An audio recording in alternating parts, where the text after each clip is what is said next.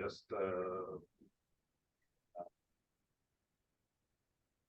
Bert and Sandy will probably be online. Hi, everyone.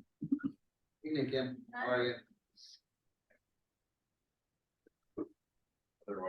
So just to let you know, we're also going to be joined by Sam Payne, who is my colleague who is also working on this project with me.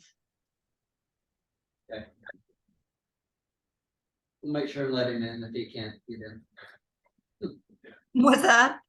So we'll make sure to let him in if he doesn't come in as a panelist. Okay, sounds good.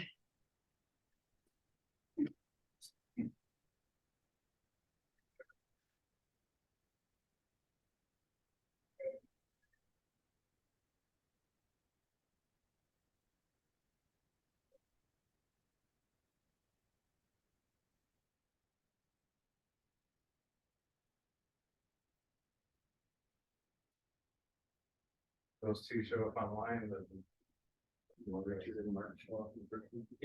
yeah. Have a quorum.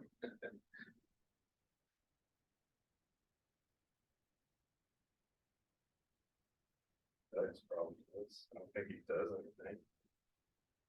Heard anything from him? That's She's in an email chat. just the one where it said the meeting starts at 6, so then I prefer 7.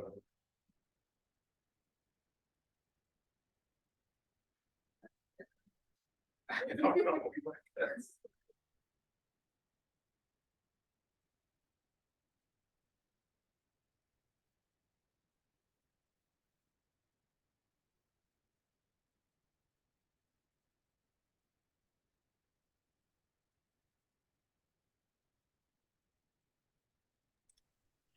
Phil, can I ask a question while we're waiting for the meeting to start?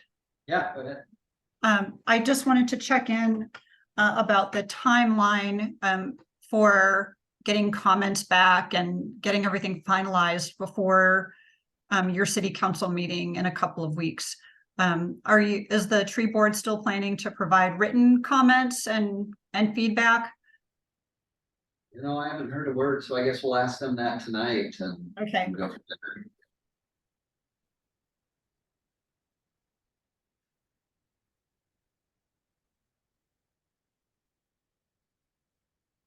No clue. Yeah, so you said the city council meeting is the 14th. It is, yes. So, okay. So we would just need to make sure that's timed so that we have enough time to integrate or update any content before we provide that to you. Okay, yeah, and if, yeah, we'll just have to play the timing by ear. If the tree board doesn't have enough time, we may have to punt, or maybe just introduce the draft to council and let them review it, and then have everybody submit comments if they have any. Okay, And I've gone through it at kind of a high level. I haven't read every detail, but Okay. seems pretty explanatory and pretty much in line with what we've done in the past. mhm. And we went up 0.6%, so you know, come on. I know, yeah. Yeah, when we consider the margin of error in the sampling protocol, it probably is about the same, you know, it's.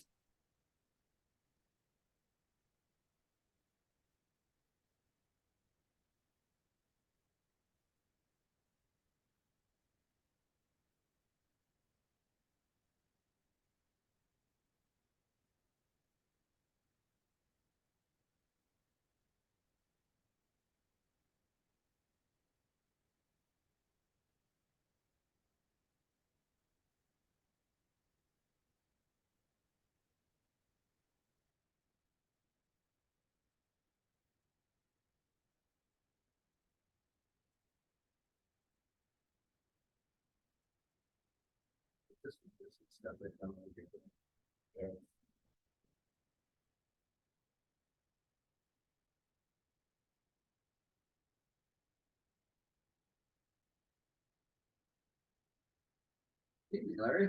Hello. And you? Yeah, okay, good. So far, we outnumbered the tree board. Anti-quorum? Yeah. We're working on that right now. Hi, I'm Larry Golden, of that city council members, and liaison. Oh. Tree board. Oh, hi, my name is Elizabeth. I'm the new assistant planner. Welcome to the city. Thank you. How are you finding it so far? Really nice. Yeah, Do you live around in or around the first park? Seattle. Okay. Yeah, the U district. Oh, I work with you, Doug. Oh, okay. So I guess we have opposite commutes then. Yeah.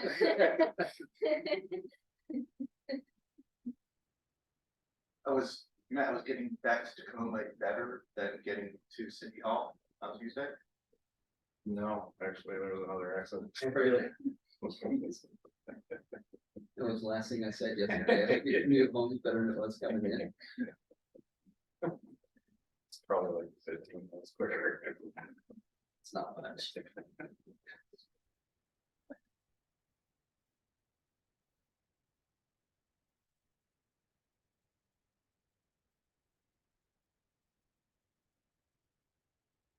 Happened to be at the spot where I can't like go anywhere. That just happened to be at the spot where I can't go anywhere. There was no options to there. Yeah. That's right after the SCL bridge. Right there. Perfect. You would have known sooner, you would have bailed on. Yep, There's probably staffing right in front of you. pretty much. I saw all the trucks going by, I'm like, oh, It's gonna be here a while. yeah.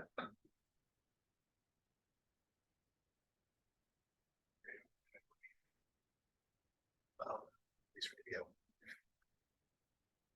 I'm just going to turn it up and set it down. Maybe from outside. That's not as far as it is. We look from that one. Yeah, it might be out there. Close the door down a little if we have to. I think, yeah, Summer was able to mute it upstairs during the interviews, because that would have been a little potentially awkward if we're in the middle of the interview and all of a sudden, Get a like, call. yeah.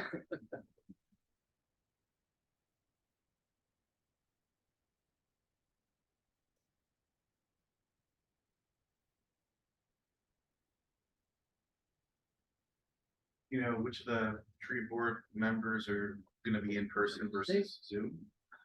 That's a good guess.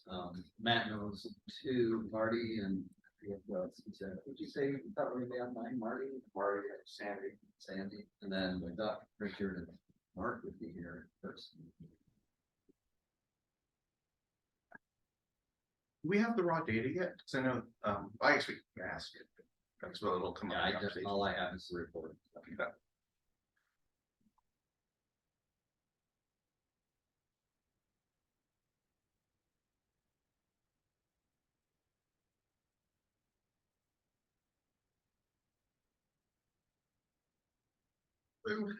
Oh, Hey,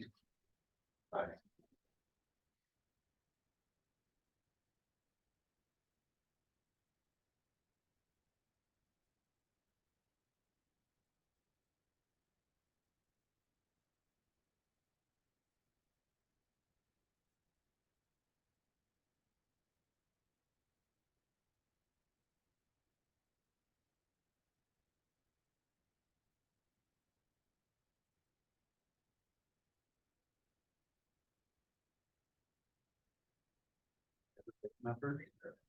I heard from a couple that said they were going to be here. It is still. we got a couple minutes. We got 2 minutes. I hear a door or two, so. Yeah, although I was concerned that the earlier hour might throw people who would not notice it.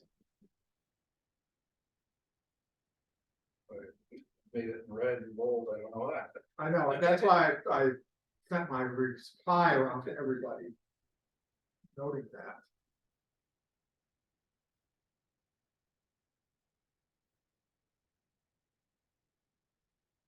I had a failed gardening experiment. I decided to plant some beans in late September in the hopes that they would grow quickly and I could have like a late fall bean harvest. Yeah. And apparently like 6 consecutive nights of frost. Out. The beans not really care for that. No. Yes. See that, Garlic's fine with it though. garlic's good winter crop. I've never heard of people using short dated lengths like this, is that? I figured I bought, it's all in pots, and so I bought like a packet of seed, it's like 50 beans, and I've used like 5 of them so far. So it's like, if I use another 5, what's the harm? Because I still have like 40 left. Not much loss. Your limited downside, potential upside. And they were doing well, they were almost flowering, and then 6 days of frost. That warmer rainy weather instead of this dry cold weather. We get that tomorrow.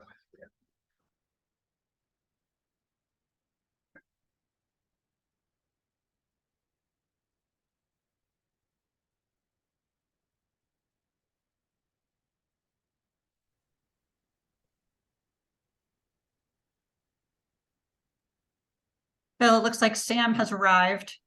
He's also listed as Kim Oh, Frappy. Yeah. That's interesting, yeah. That's because I used the link you forwarded me. Yeah, But hello, everybody. Sam. We'll call you Sam. yeah, you may be able to change your name on there, Sam, I think, or maybe by clicking on the little buttons in the corner of your screen. There There you we go. go. Yeah.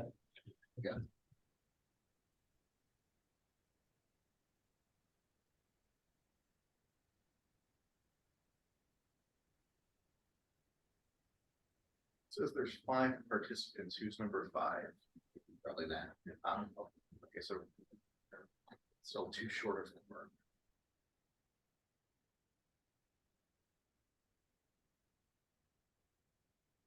Doug said he would be.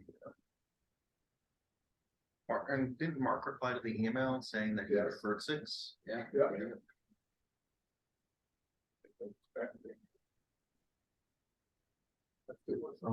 Saying that he would remember there would be. Yeah. One thing.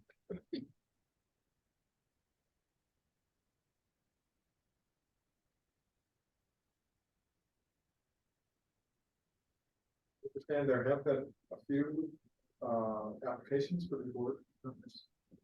There's been 3 applications. So far, we have 2 scheduled for interview with the deputy mayor on Monday. Hopefully have them confirmed on the 14th. December. We can start January. Yeah. And the third one, even though we don't need more, but 2 more would be nice to get alternates. Yeah, there's 2 alternate positions available. Right. I think Sandy, who, works out of town during the week. Expressed an interest of stepping aside if there's someone who could take a place.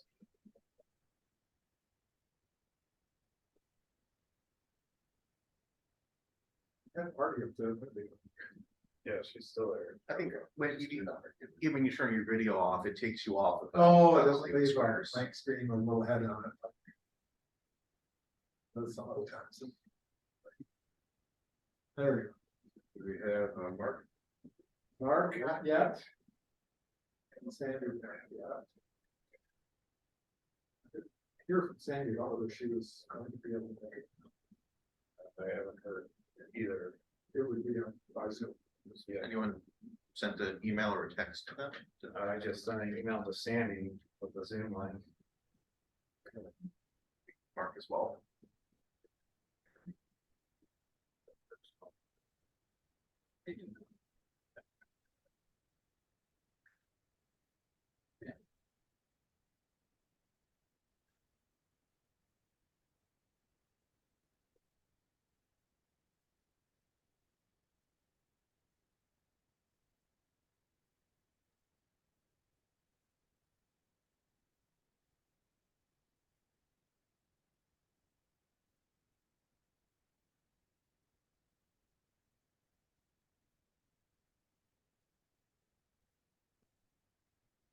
It would be anyone who could beat the door though. No. That's probably an officer. What was it? Well, if it was Mark or Sandy, they wouldn't have the key card to keep the door open. So it's probably it would have to be someone who works in City Hall. Just open, I just opened. No, I was saying, I heard the door beep, so. Oh. Yeah, it's either, some of the court staff are still there too.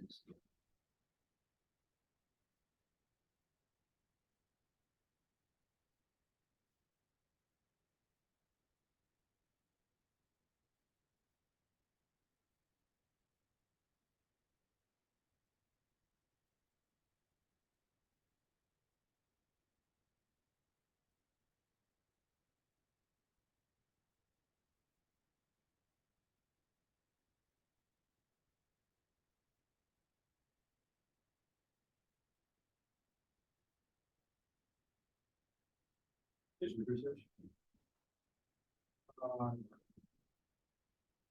You must be the new, sorry, panel, right? Yeah. This is the ones that. Nice to meet you. I think you both said I'm keyboard chair. Okay. I saw your picture in the very recent LPE news. Yeah, Sounds it's good. moving, yeah. Doug Sprugel, I'm Yeah. a keyboard chair. Sorry. Marty Byrne, on the screen lower right, is a tree board member. But you need 4 to have a quorum.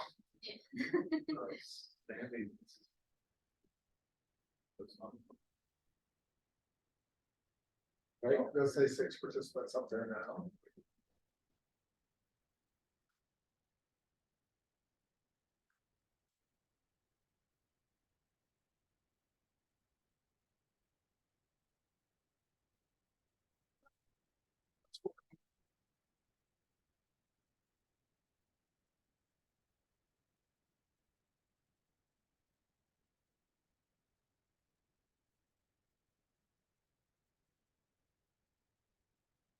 Hi, Sandy.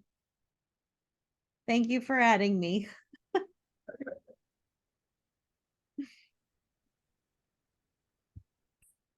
He never actually did it, actually, I texted him, he said he's attending. Attending by Zoom I don't know. or attending on his one. I'm not sure you ever actually asked who was coming. I mean, we all sort of commented on, oh, this is okay, this is not okay. Yeah. He wanted 6 o'clock. Yeah, Yeah, yeah. I'm reminding him that it's 6. In any case, It's on his way. in any case, there's 4 and out. okay, so we have a quorum, so okay, we'll call the meeting to order. I was casting around, while reading the tree report. I was struck by we'll get to the tree report, but, the role of trees in urban, environments, and I just was cruising around in it a little bit and came upon a report of, a piece that was published on National Public Radio a few years ago. So I want to just read a few excerpts from this. Wealthier areas of cities have up to twice as many trees as do poorer areas. Trees can play a huge role in the health of people's lives in cities, but across the country, cities are losing millions of trees year after year. And many poor urban neighborhoods, often home to the city's most vulnerable, are starting at a disadvantage.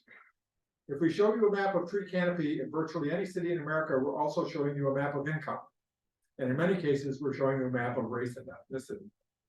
That lack of tree cover can make a neighborhood hotter. Low-income areas in dozens of major US cities are more likely to be hotter than their wealthier counterparts. And those areas are disproportionately communities of color. If you live in an area in cities where they're seeing more extreme heat days, but you don't have tree cover to cool down your neighborhood, that can literally be a life or death issue. The folks who are least likely to have air conditioning to weather heat waves, the folks who are most likely to have pre-existing health conditions that put them at greater risk from those heat waves, aren't getting the benefits of trees. One of the reasons sustainability initiatives can lack political support and resources is that their benefits often aren't immediate. That's especially true when it comes to trees. With a tree, you plant it now, it won't hit a 30-foot crown for 15 years. A lot of that work of today is about a future payoff. Beyond cooling a city's temperature down, which in its own can improve health, trees have been linked in prior studies to myriad positive health outcomes: longer lifespans, lower levels of stress, better air quality, and lower rates of cardiac disease. So, with that in mind, I think that's a good lead into, the discussion of the tree report and its effect, the effect of our urban forest canopy that is the main subject for today's meeting. But before we do that, I think it would be good to have introductions around, and so I'll start and we can go around the room here and then ask the people on Zoom to chime in. I'm Dick Olmsted. I'm chair of the tree board. I've been a member for about 4 or 5 years now. I'm Doug Sprugel, like I said, I'm vice chair of the tree board. I've been a member for a couple of years left today. Hi, I'm Larry Goldman. I'm on the city council. I'm the liaison to the tree board. I'm Matt Plain, I'm the city clerk. Hi, my name's Elizabeth Rivera. I'm the new assistant planner. Philip Hill, city administrator. Lake Forest Park. Okay, let me call on people there. Marty, Hi, everyone. I'm Marty Byrne. I've been on the tree board for probably 4 or 5 years. Sandy, Sandra LeVar, and I've been on the tree board for a little over a year. Kim, Good evening. My name is Kim Frappier, and I am an urban forester and environmental planner with DCG Watershed. and Sam. Hi, my name's Sam. I'm an ecologist with DCG Watershed. Right, thank you. You have the agenda before you. Does anybody have any additions or corrections or anything they want to make to the agenda? I have just one thing under new business that I'd like to add, and that is a draft list of proscribed species for the potential inclusion in the tree ordinance that I've been working on. And so this is very preliminary, but I brought copies of it to share. So when we get to that, I'll pass it around.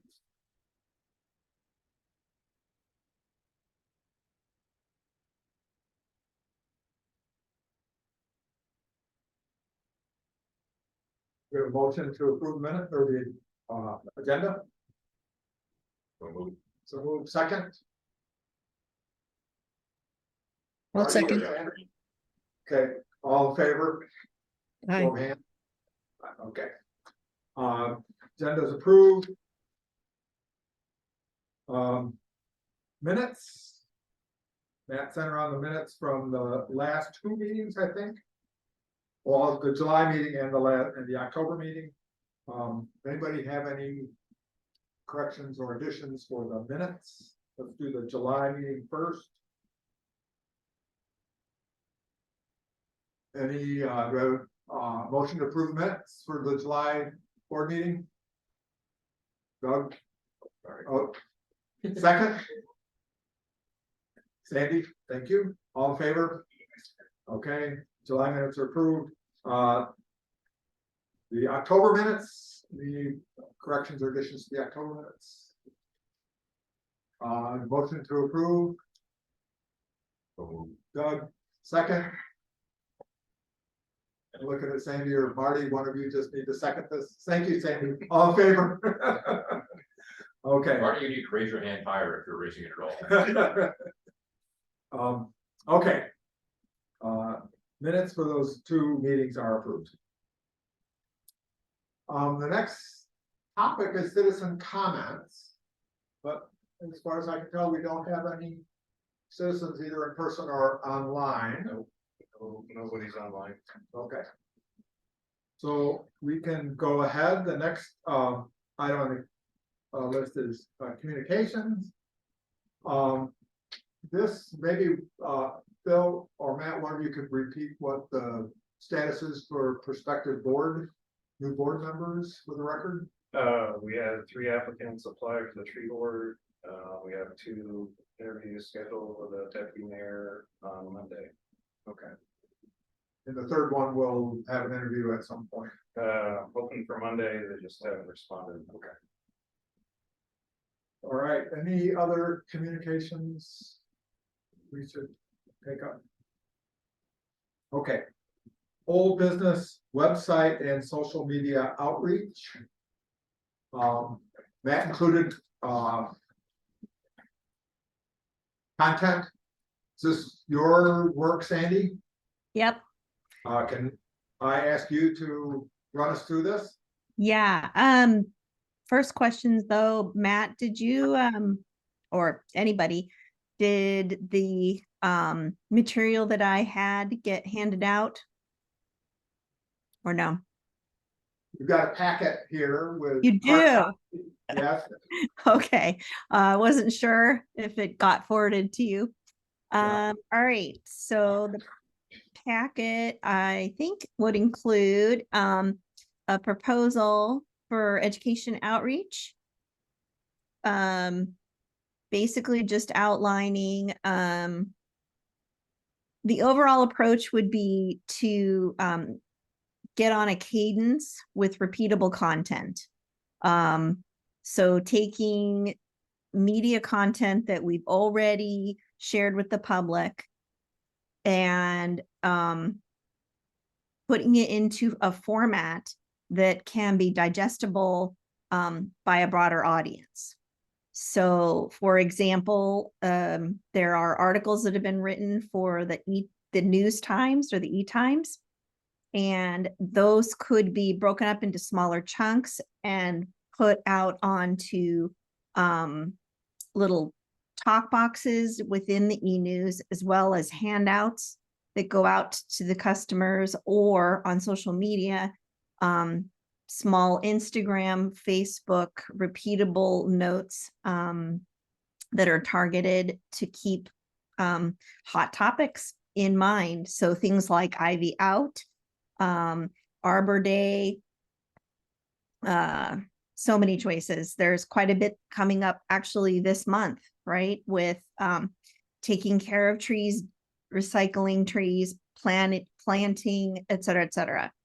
So, not to mention the public outreach on particular events and changes that are happening with pavements and the right of way. So basically just the concept there, the handout outlines the approach, and then there is I is there a spreadsheet? I had a spreadsheet that listed out a calendar of recommendation for seasonal and quarterly targets for those articles and content.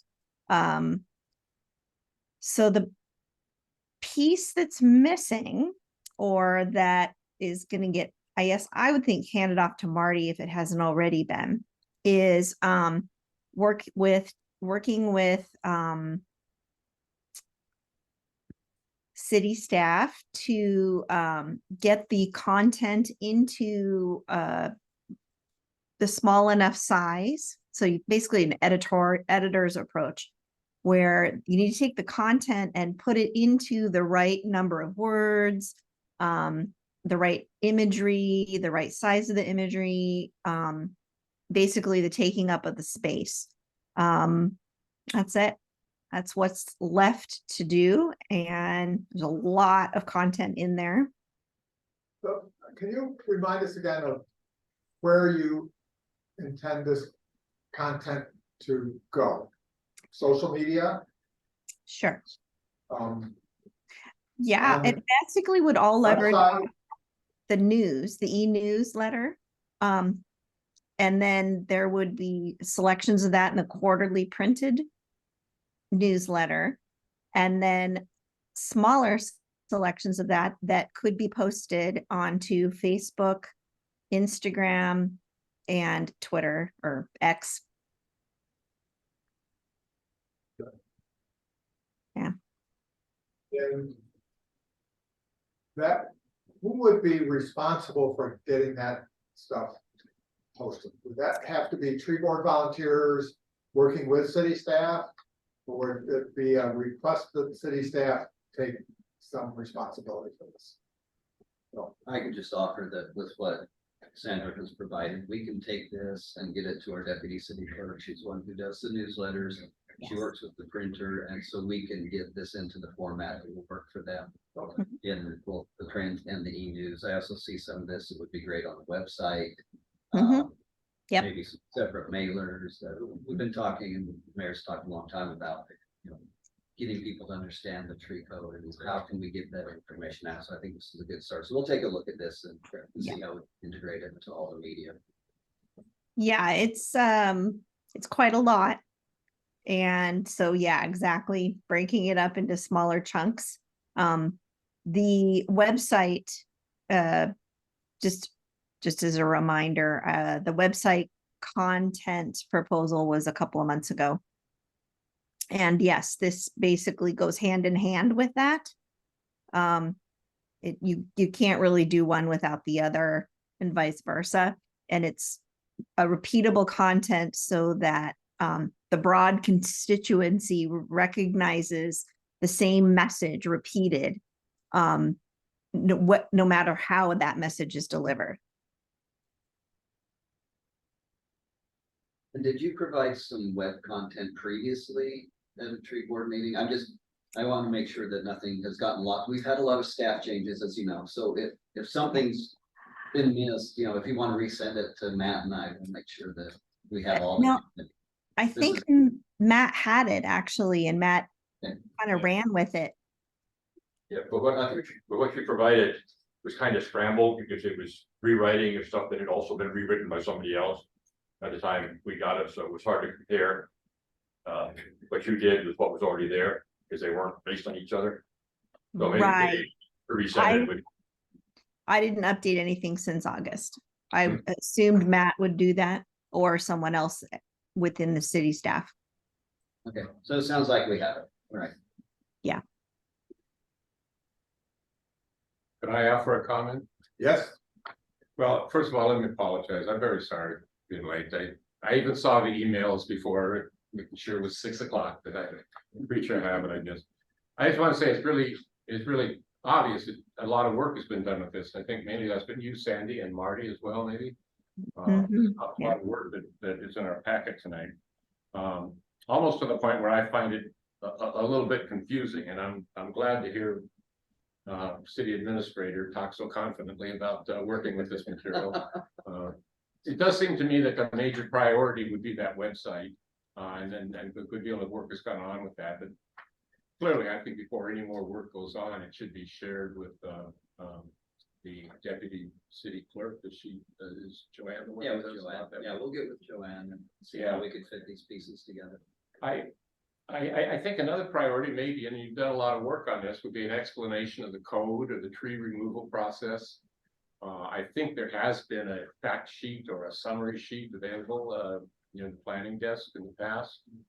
And that's being sure that that's up to date and, as readable as it can be would be, I think, another priority. Just looking through all of the options that I would think that we need a general piece. A general piece, a folder, a fold out of some sort that could be used at any number of special events, like the Green Fair and Arbor Day and the ivy removal demonstration that I think we're still going to work on for the spring. Special events like that, a general piece that would include information about the tree. One thing I don't feel strongly that we need is a separate piece about the tree board. I just don't see that being something that we need. I think that covering that on the website, because there's not a whole lot of information that needs to go into that.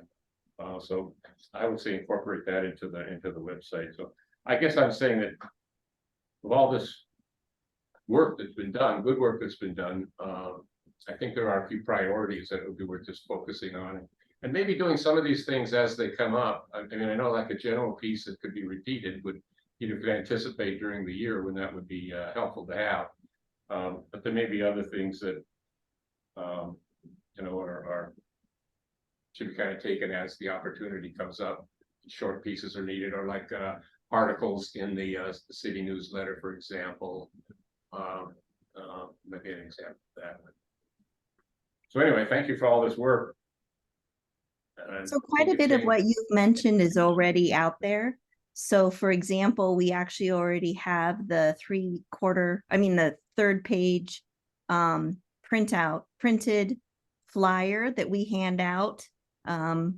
So that we just completed, and we were about to hand off the follow-up, which was about the permit process and the arbor, well, the newly named ex-arborist. I'm not quite sure what the new title is.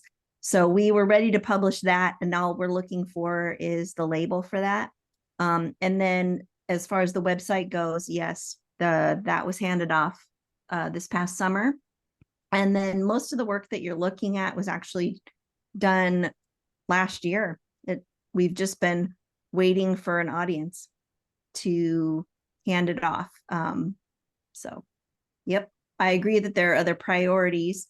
The kind of the goal or purpose of handing off such a large volume of content is that this is about 2 years, a year and a half, 2 years worth of work that 3 of us put in together, and the 2 pieces needed to be handed off. The 2 last pieces needed to be handed off to the city staff. So definitely needs adjustment for sure. Well, thank you. As well as direct, as well as some, as if I may recommend, it needs scheduled, planned, and organized into, you know, priorities that the city staff can actually address and what matches with what they want to actually deliver.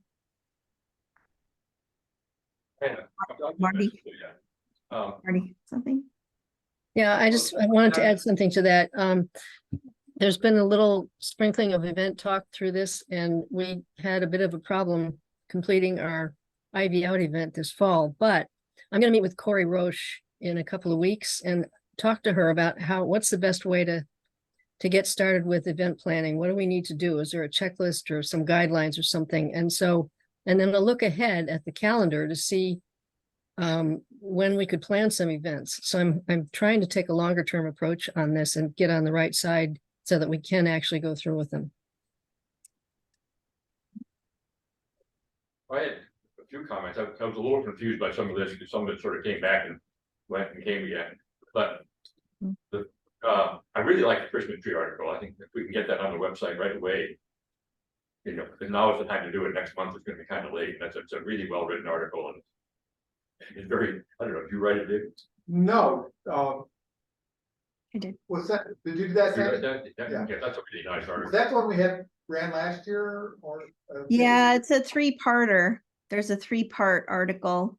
It's the one that is for picking out a tree, one is for recycling your tree, and then one is for fixing your trees that break down, basically. Anyway, if we can get that available as soon as possible, that'd be nice. I like the Peak Alder article too. The Green Giants article is a little awkward because it's first person by somebody who hasn't been on the tree board for several years. And, you know, I don't know. There's also another one in about rows that talk about, well, I talked to the mayor about this and that last week, and rows were put into the tree code a couple of years ago. So that one probably doesn't need to be repeated. And maybe rewrite the Green Giants article so it's not first person anymore. It shouldn't be too hard to do. He talks about, well, I go back to the Midwest, I do this and that, and I see how much nicer our trees are than theirs. Which, if you want to just go ahead and put his name on as a signatory, fine. Anyway, that was comments on those articles. The other thing that bothered me a little bit is that there's a lot of mixing up of the tree board and the tree code, or the tree permit process. And tree permits are not really our business. I mean, we advise the council on, you know, what permit will be required in a tree permit. And we'll eventually be advising about what trees are exceptional.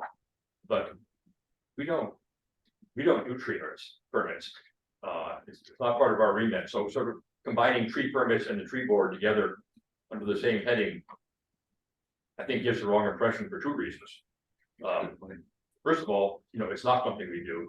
People who are unhappy with the way the permit process works shouldn't be blaming us. And since the permit process is probably the thing that irritates most people, I don't want everybody who has trouble getting a tree permit complaining to the tree board about it. So kind of make it clear that the tree board, make it clear that, you know, I think that part of our educational mission is to explain the process. It's certainly part of that, but it's not something we look at the tree permits once a week, once a month. and what was given.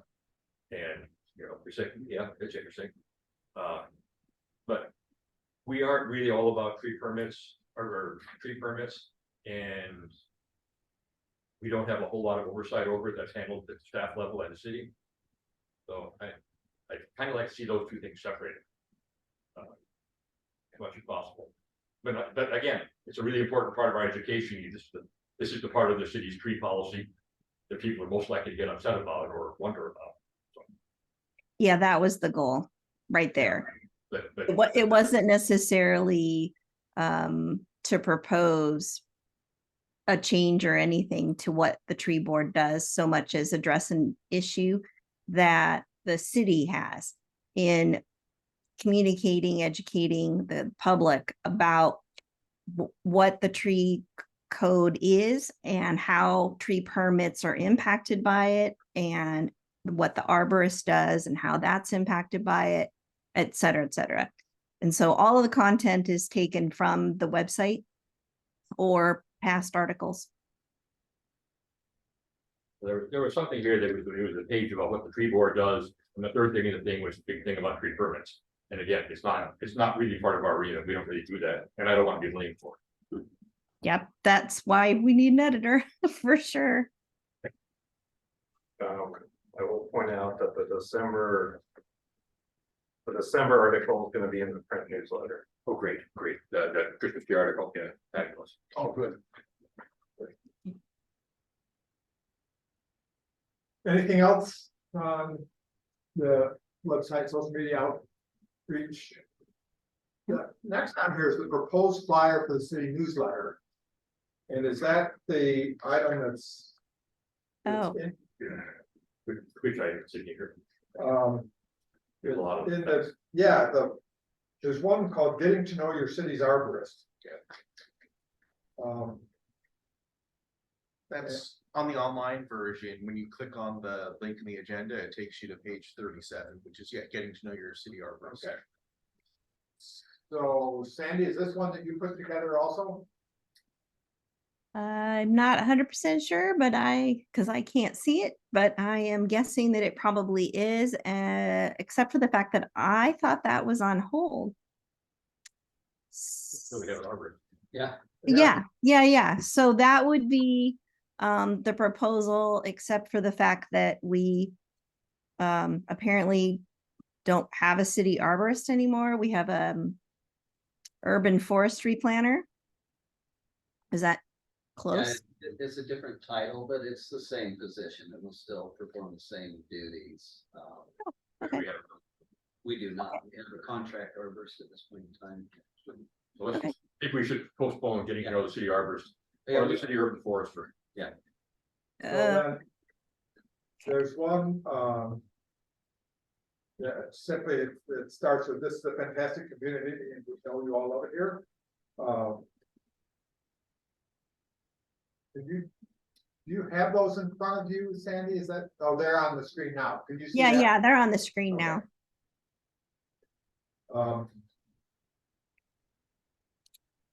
And so what is the goal for this one? That has a section on it. Do I need to submit a tree permit?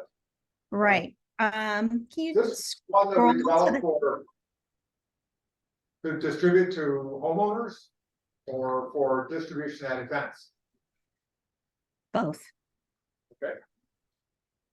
Sounds like something that would be appropriate for new homeowners, and we talked about that, and we talked about realtors as a way to communicate information.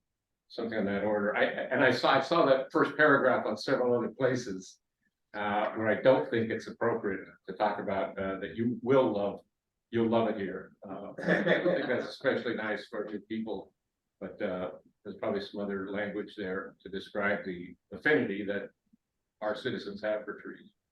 Yeah, I think that this was developed initially with the thought in mind that it would be piece that would be included in a mailing to new residents. Right, and hence the introduction to this is a fantastic community, and we know you'll love it here. Is that right, Sandy? Yeah. Yeah. If you scroll up, I think it's a two-sider. Is that, it's two-sided? There's one side there.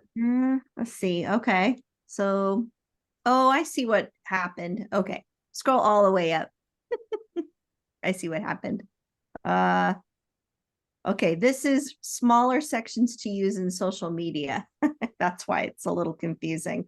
All right. So I took this flyer and it's broken up.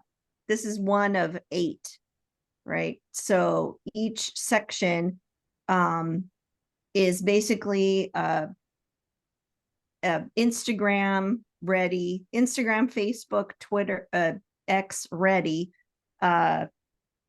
post that's visual, and then you could write a little sentence at the top of it like, hey, come join us and learn more about it, blah blah blah, hashtag tree board rocks or something like that. I don't know. So each section, right, tells you about there's 8 topics. So, you know, this one is about the city arborist. There's one about the tree board. There's one about submitting a permit. There's one about, yeah, what's that one? Engagement. Those are the why, you know, there's kind of I think there's 2 for city arborist, 2 for the board, 2 for a permit, couple like that. So that's what they're broken up into. And then the 8 are taken off of 2 two-sided 1/3 page inserts that we could put into with a newsletter, use as a handout, put in a mailer, etc. So that's what you're looking at there. For some reason, not sure what happened to the handout. That helps me understand, because Yeah, you see, I'm not quite Such- sure where that page came from. Well, I guess the kind of thing that bothers me though, is one of these things, and I'm not sure if you scrolled past it already. The tree board has vacancies. And it has something about it, then to learn more about the tree permit process, yada, yada, yada. And that's nothing to do with the tree board having vacancies. Okay. And there's So number of places. then, so where's, yeah, you'll have to find that one. That's So on page that one was copied. bottom corner of page 18. Okay. So, I don't know how the board works for getting feedback. That's another gap that we've had in our communication. So one is actually getting this to staff so that they can work with it. And it sounds like that's answered. But then the second one is actually getting feedback on editorial content for the staff, for things like that. So the sections that I know about for that one were copied from the spring 2002 or 2001 newsletter, print newsletter. I literally just typed it up.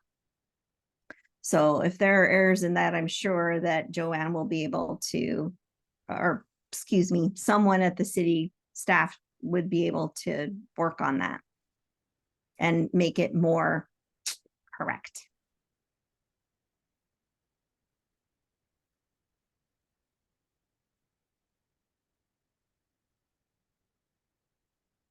Doesn't seem like it made it in the handout. Oh, that's in the print version. Ah, Yeah, the part that you just mentioned is that's in the print version. We put that in the print version, learning more about please come learn about the tree board. And if you're interested, contact us to join. That's what that one says.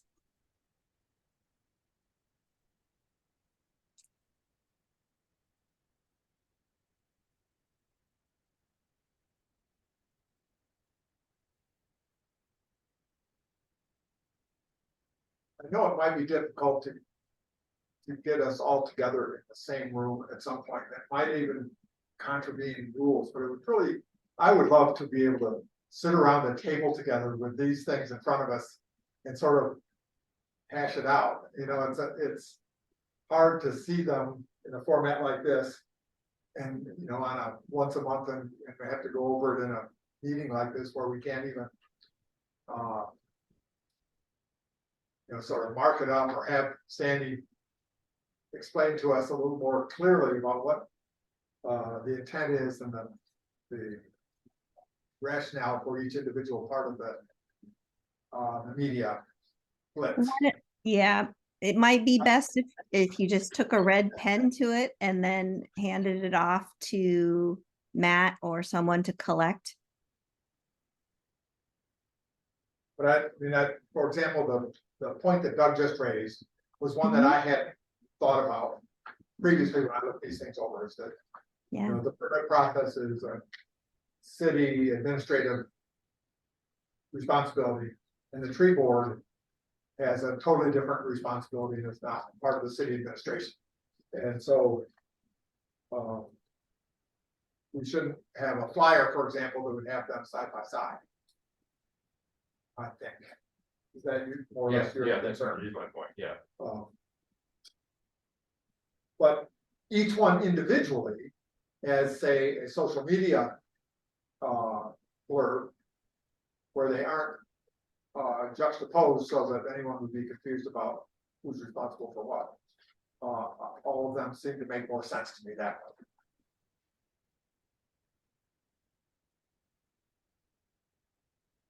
Not that I spend any time on Instagram or facts or. So I really can't, that's not my place to contribute. Particularly what I'm talking about is on the page marked print media. The second page, What's the box number? the box number is 16. Yep. Tree board has vacancies, why are tree permits important? And again, that particular one, you know, both the others are fine, the other ones are good, I like them. Well, there is some wording on a couple of them that I would like to suggest some alternatives to. And maybe like you say, Sandy, the way to do that is to mark up some of my thoughts on the detail. yep, grab a red pen and mark it up and hand it off to Matt. That'll take care of it. Okay. And then on the larger issue of kind of organizing the stuff, it sounds like that's a matter of you Well, I or think- some of us working with city staff. Yeah, I mean, as I look at this page that we're talking about, I see, you know, a lot of different content that can be mixed and matched, and I think we heard the concern is don't mix the administration of the code with what the tree board does, what the tree board may need as far as members, and so I think we can take that and move things forward, so. As far as, yeah, wording, if you want to see changes to wording, we can make edits that you sent. Right. And That goes along. can I make a suggestion? So something the city's done, like for instance, we've been overhauling, the council's been overhauling the governance manual. And the way to get around quorum issues is to say, have 3 people, which is 1 less than quorum. They can go into whatever rooms they want together. They can spend some time hashing it out and then present it to the remainder of the board. So if there's, now I suppose that's kind of what's been. Yeah, I mean, I suppose that's kind of what's already happened. So in a sense, I guess it's a matter of presenting it, you know, the kind of an understanding that the 3 people are going to do the bulk of the work, and then the remainder will have sort of like suggestions. You know? But yeah, I guess the question is, yeah, what's the most effective way? Because like the government's manual was just a single PDF that was easy to see. Like, whereas this is a combination of written and digital. So, you know, I started out knowing what I wanted to say, and then I think I just kind of lost it. No, but I think it gets to my point, that I said, it would be nice to just sit around the table. If we're in a forum, we can't do that without it being a public meeting. What you're suggesting is that it's less than a forum. Just do a subcommittee like. Yeah. Or you could have a public meeting, could be a special public meeting, and the agenda would be to brainstorm together. Oh, yeah, you could all sit around the table and Yeah, go through but- it together. Public would be welcome. Could we schedule it on a Saturday morning at the Third Place Book Common? Or if it's a public meeting, does it have to be here or some, you know? How do we- Probably. It does not, no. Huh? Do you want me to answer? Well, Go ahead. Yeah, I mean, I I was don't like, know. well, it makes it hard for you. This portion of it. Yeah, Weekends, yeah, for staff. well, it's not that, but if you want online, like a hybrid model like this, it won't be possible at like the town center. Well, that's my point, that I want to get away from this hybrid or online or anything, and be able to just literally sit around and people can, pass copy around and make edits and scratch things out in person. As a subcommittee, I guess, is back to Larry's suggestion. I think Larry's suggestion is really good when it's, 3 people, some 3.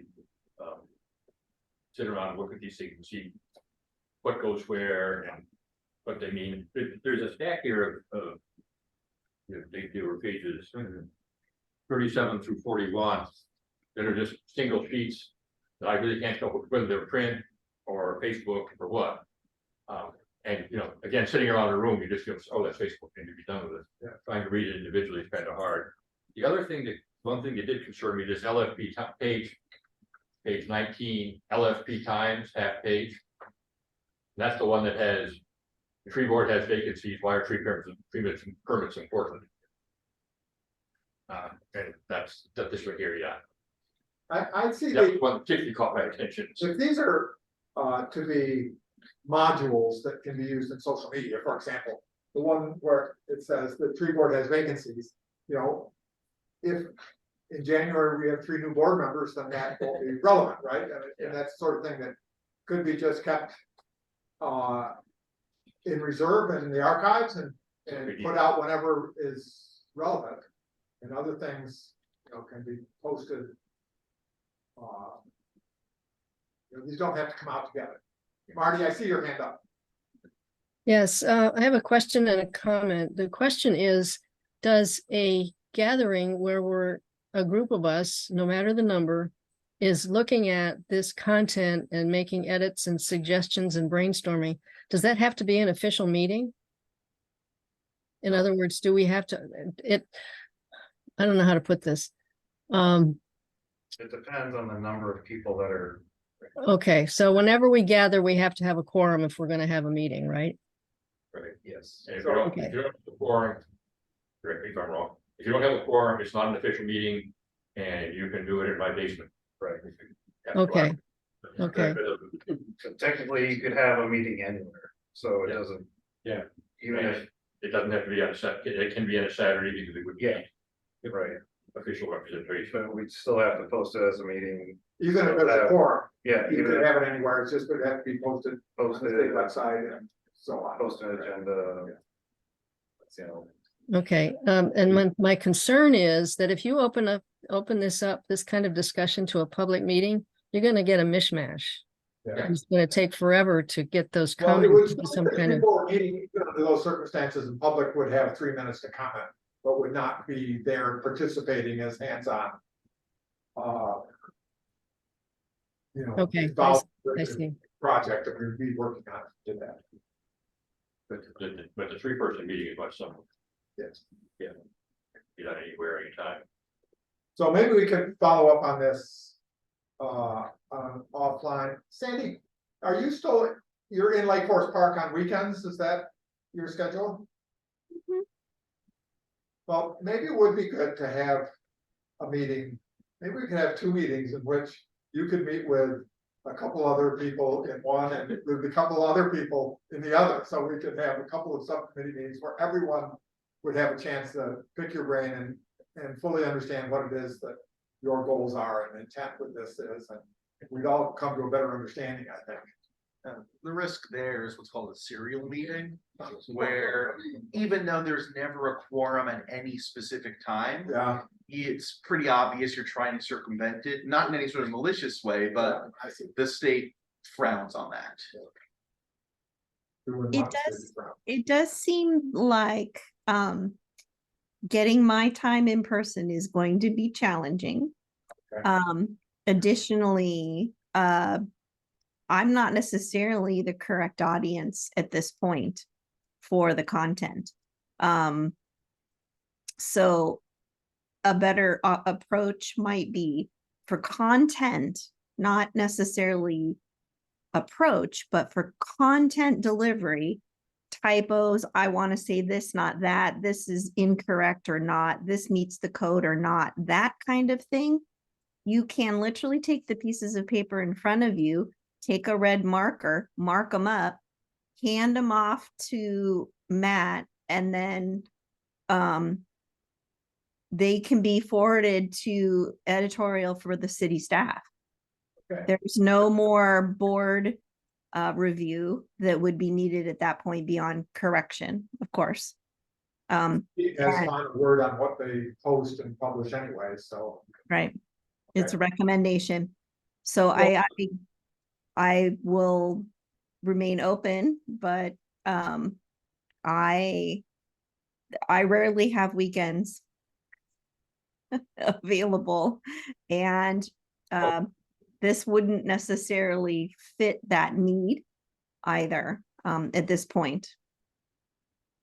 Well, I'd like at this point to say, thank you again, and you have put a lot of time into this, and we shouldn't necessarily claim any more of your time for meetings, and I like your suggestion that we make comments, so anybody on the board who has comments on this, make them and pass them on to Matt, Yeah. and hopefully we'll start to see these appear. So you don't want to have a meeting and discuss it. I'd say that if, I think 3 people can get together and do it, and then I would feel uncomfortable making changes in this without running it by Sandy, frankly, since she's been the one to figure out all this. But I think 3 people getting together could make most of the changes. so it sounds like Sandy's not likely to have time to do this. Right, right. But if you, Doug, wanted to organize, to try to get 3 of the remaining of us together to work on this, that would be fine with me. Okay. I'll put on doing that sometime. And I think we've spent enough time on this right now. We have our guests from CDG, is that the name of the outfit? DCG, sorry. who have been here tonight, sitting patiently through our discussion so far. I'd like to move to the new business and take up the report, which we've all had time to see, and for which our guests are here to help us understand. So, not sure how we want to do this. Can I ask you, Kim, to give us an overview? And we all should have read it and have notes if we needed to, and we can take and make a discussion of it after this. Yeah, that sounds great. Thank you so much. First off, I just want to say that we're really pleased to be able to be here with you tonight to share this report. It is the culmination of what feels like almost 2 years worth of work since we started the inventory back in 2022 with Steve and Harvey, and have carried through to today. And so our plan for tonight is to really just walk through the report with you. Sam and I will give a high-level overview of each section, primarily focused on the methods and the results. I'll say that if you have questions as we're going through different sections, please raise your hand and we'll just answer questions as they come up and not necessarily wait till the end. And then the other item at the end of the review of the report will just be some housekeeping items about next steps. I've talked to Phil a little bit about this, but we're hoping to also get, if possible, your written comments and feedback. If there's any content that needs clarification in your eyes, or you have some suggestions, we'd like to get your feedback on the report so that we can finalize it to provide to City Council in December, if that's feasible. So, what do you have a preferred mechanism for getting feedback to you? yeah, I mean, Should we go through Matt? How should we do this? So through Phil, okay. yeah, we'll go through Phil. And I would, and my big request when it comes to feedback from such a large group as yourself is to consolidate it into one document. And if there are conflicting opinions about a direction of a specific topic or an issue, that we can resolve that. You know, and if needed, have other discussion to resolve an item. But yeah, so if you could provide consolidated feedback to Phil to give to us, that would be great. So can we ask you to do the I consolidation can so that consolidate, individuals can yes. give your feedback? Okay. If I find. Okay, so I'm going to share our screen so we can make use of the benefit of some of the charts and visuals that are in the report. I have a question before you start, before I forget it mostly. Our version of this is numbered page 43 through, to like 43 plus quite a bit. Do you have those numbers too? I'm Well, sorry. I'm saying, I'll make a comment on page 47, because you know what I mean. On No, theirs is outside of your. So we'll try to It's go gonna be section numbered by differently. section. Well, yeah, but it's actually kind of hard. I think just subtract for whatever page you want to say, just subtract 42 from it. You say some of their pages are numbered on the lower left corner. Oh, they're not. Okay. Every other page, all the even numbered pages are numbered on the lower left corner. Yes. Okay, and so you have a question about, The square box numbers are covering the lower right corner of the odd number pages. okay,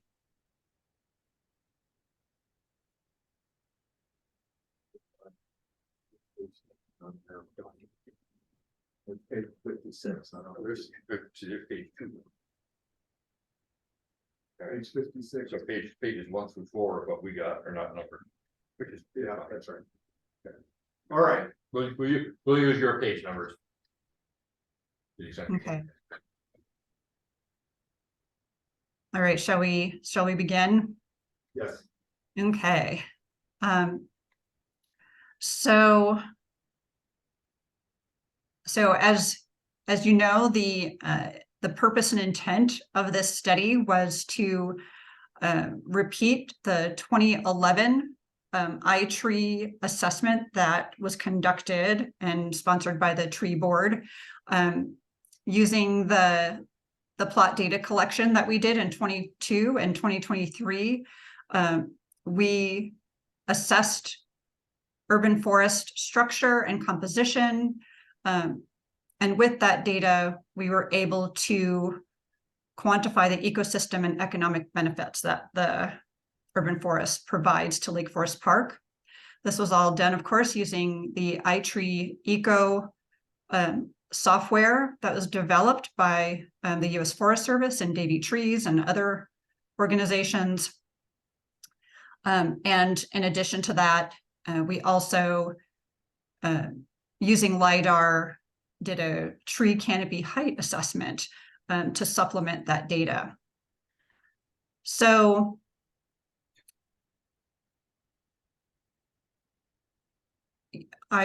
moving on, let me go ahead and move down here.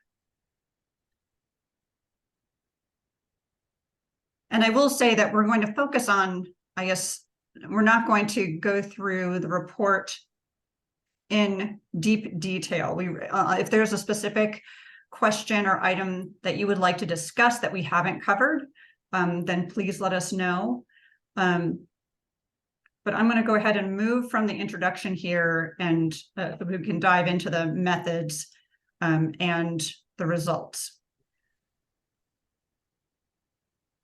Sure. Yeah, I was going to go ahead and get started talking about the methods. I think, as we're all aware here, that iTree Eco is a software suite, developed by the U.S. Forest Service and partners, that has a series of models that can be used to take sampling data, extrapolate it to the city scale, and then also model different types of urban forest benefits and functions.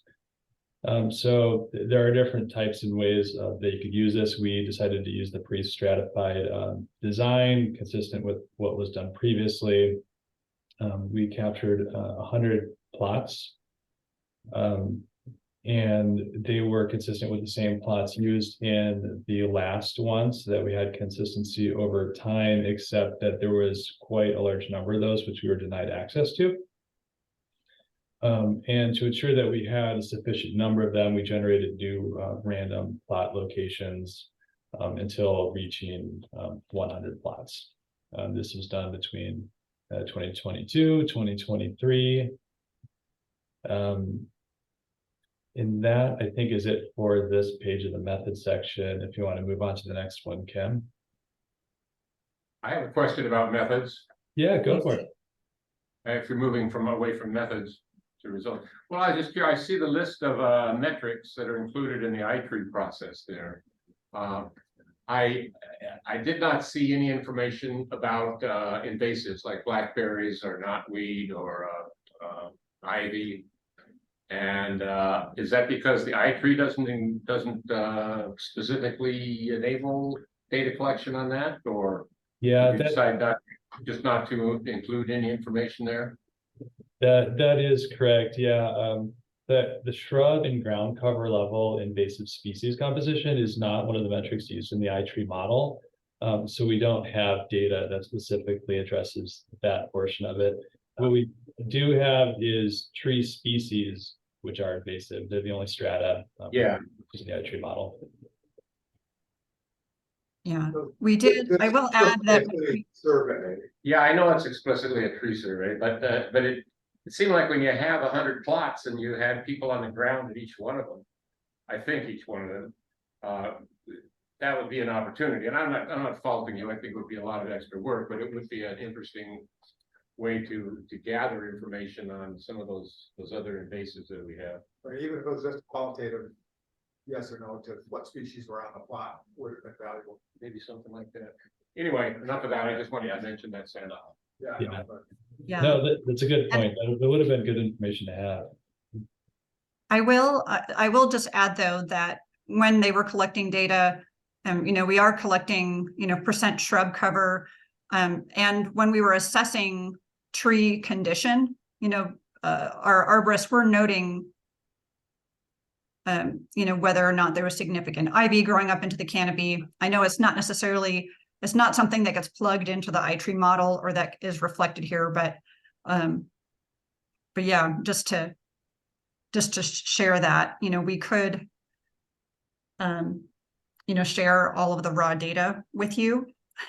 But it might not have the type or level of detail that you're hoping for on invasive species. Yeah, I'm sorry, go ahead, Sam. Okay. Yeah, sure. Unless there was any other discussion of that, I guess I'll just move on. There were of those 100 plots, 631 trees.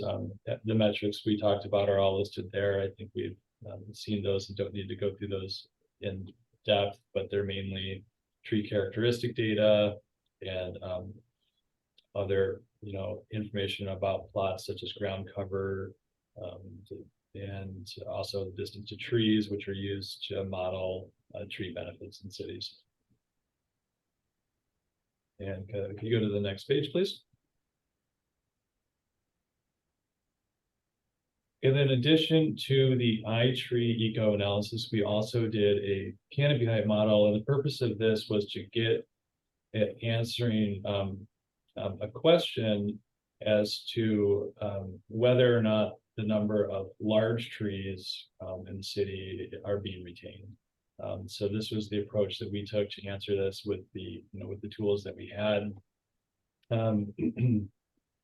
So the canopy height model utilized two LiDAR flights, one from 2016 and one from 2021.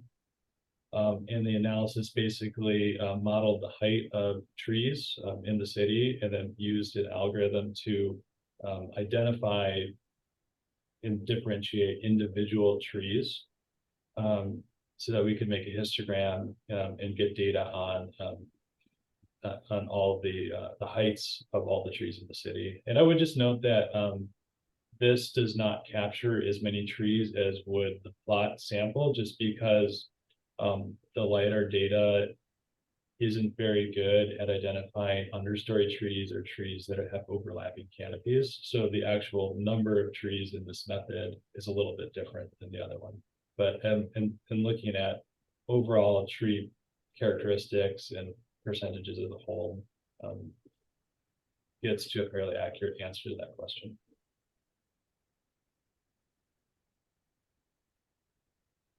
Okay, are there any questions about this section? I didn't understand the statement that said trees overlapping buildings were removed from the model output. Yeah.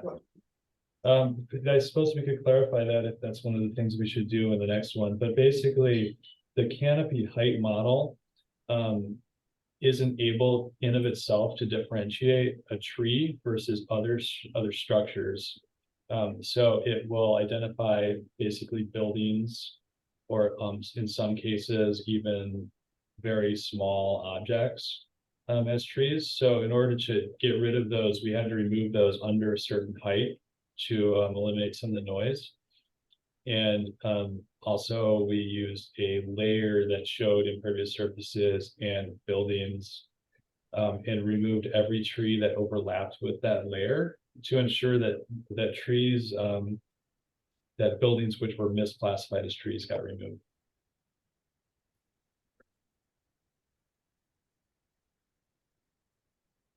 Thank you.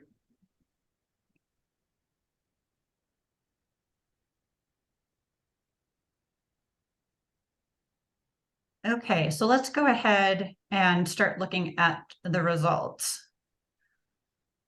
So, can everyone see my screen pretty well and see the graphics here a little bit? I can also zoom in a little bit more. So what we have learned from this study is that Lake Forest Park has an estimated 297,056 trees, give or take, with a canopy cover measuring approximately 50.6% of the city area. And so this definitely ranks among some of the more heavily forested municipalities in the Puget Sound area, and is also consistent with your 2016 canopy cover study that was done by Elm back in 2016. The other things that we learned, which were not a big surprise, is that most of the trees and the highest trees per acre were found on large residential properties of greater than a quarter acre, with the smallest number of trees found within the town center area. You have a question before you get away from that first paragraph. I would totally, as a matter of curiosity, is this estimate of canopy cover based on the plot estimates of canopy cover or the tree estimates of canopy cover? You can do it either way. I'm sort of curious how it was done. The 50.6%. Yeah. Yeah, so Yeah, that's based. That's have- based on the plot level data collection. Okay.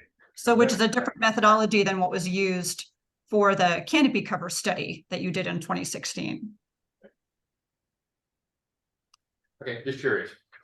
Yep. So it is interesting, using those two different methodologies that we actually are learning similar information, although it would be really good to also redo the canopy cover study using the GIS model and the same methodology to see if there's been change.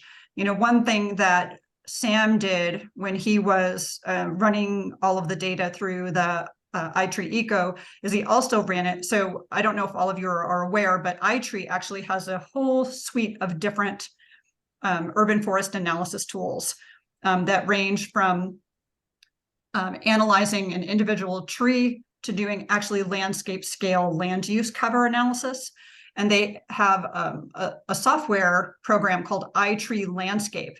And what Sam did is actually looked at that data as well, in addition to the iTree Eco, and found that the canopy cover was about 48% using that data, which was based on 2017 data. Is that right, Sam? I believe that was, Yeah, that was back in 2017. yeah, But it was a recent finding using older data. okay.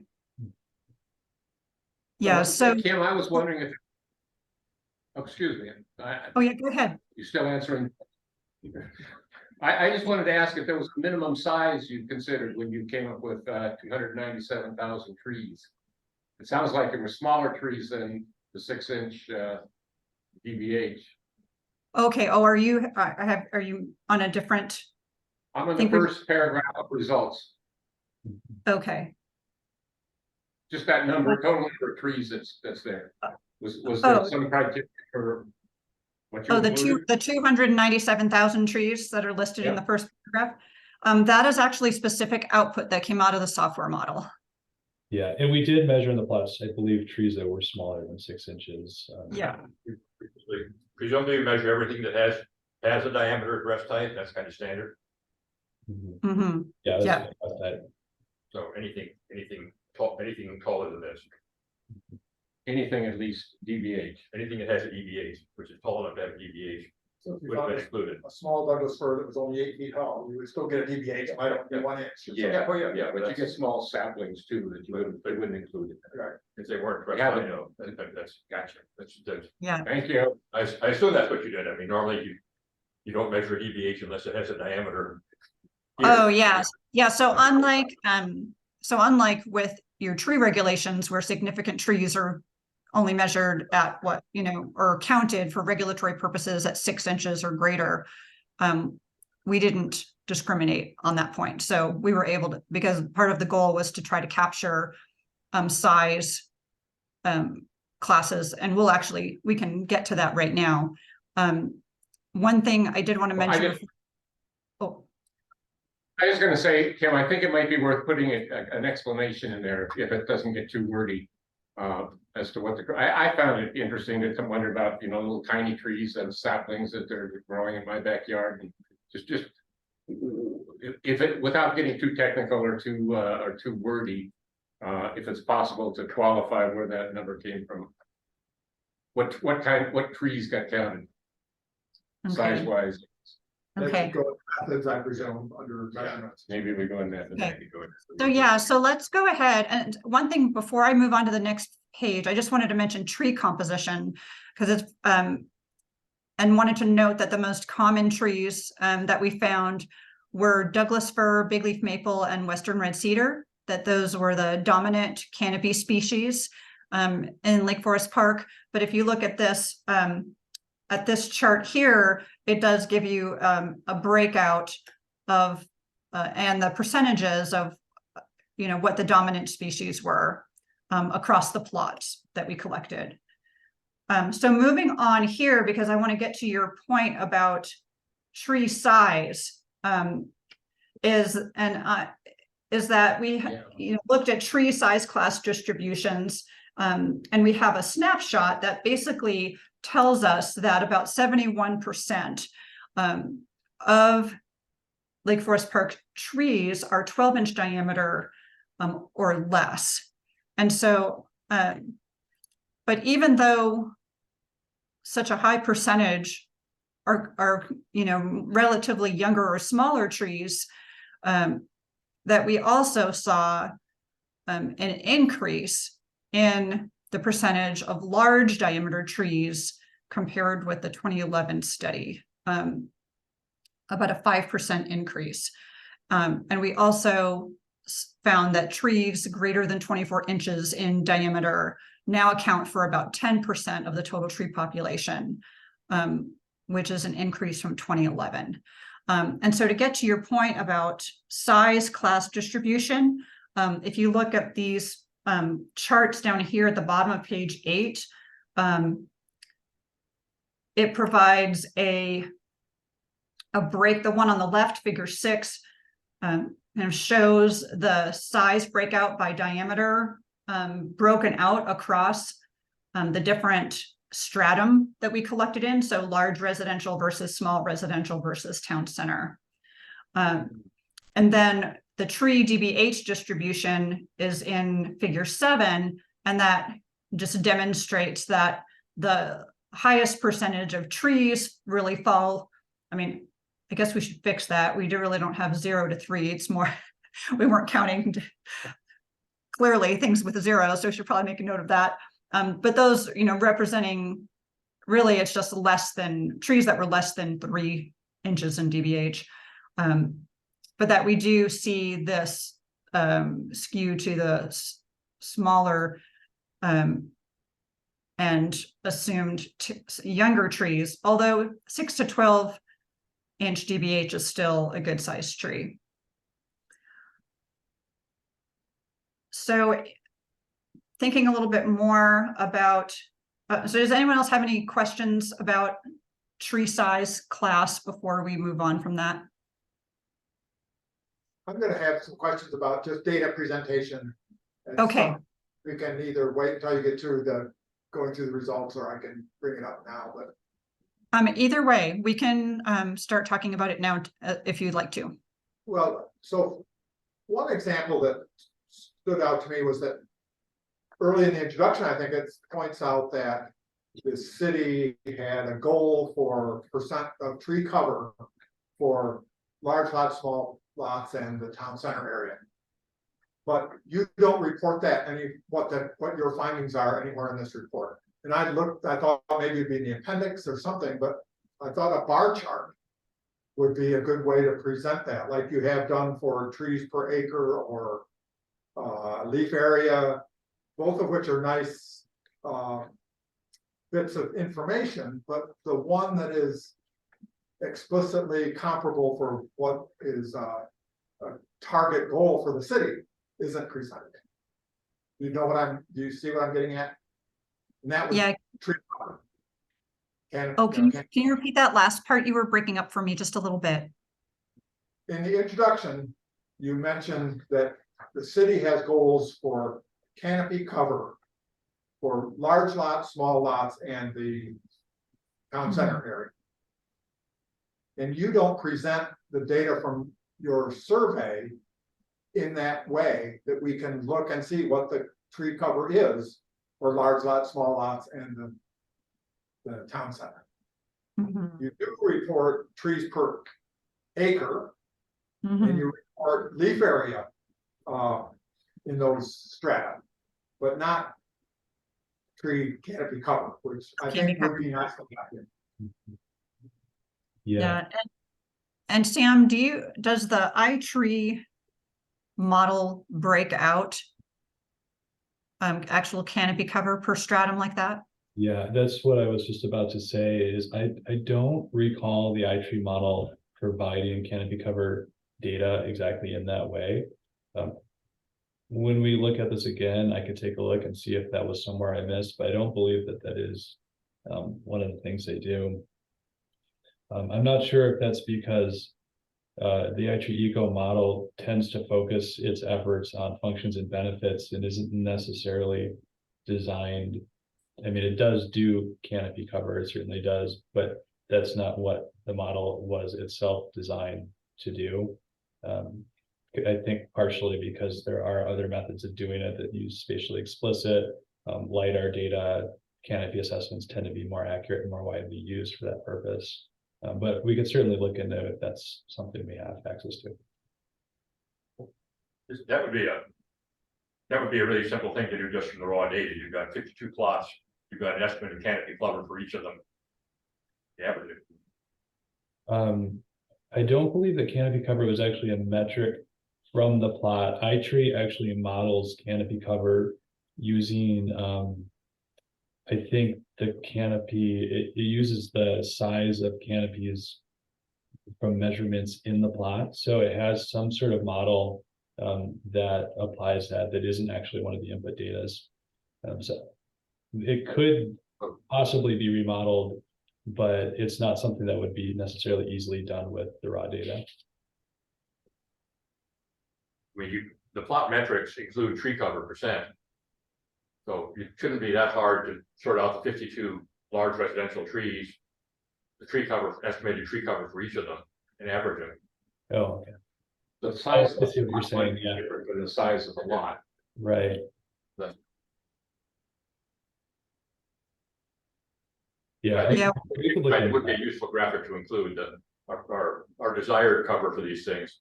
And then the actual cover, which I think is gonna look really good. I think for Yeah, no, the center, it's gonna be. I'm pleased with the results. I'm not critical of the work. This stood out to me as one of the points of comparison that seemed relevant, would be nice to have, and I don't know what, iTree can and can't do for you, but. Yeah, well, we can certainly go back and take a look and see what we might, what iTree extrapolates based on the stratum. I think that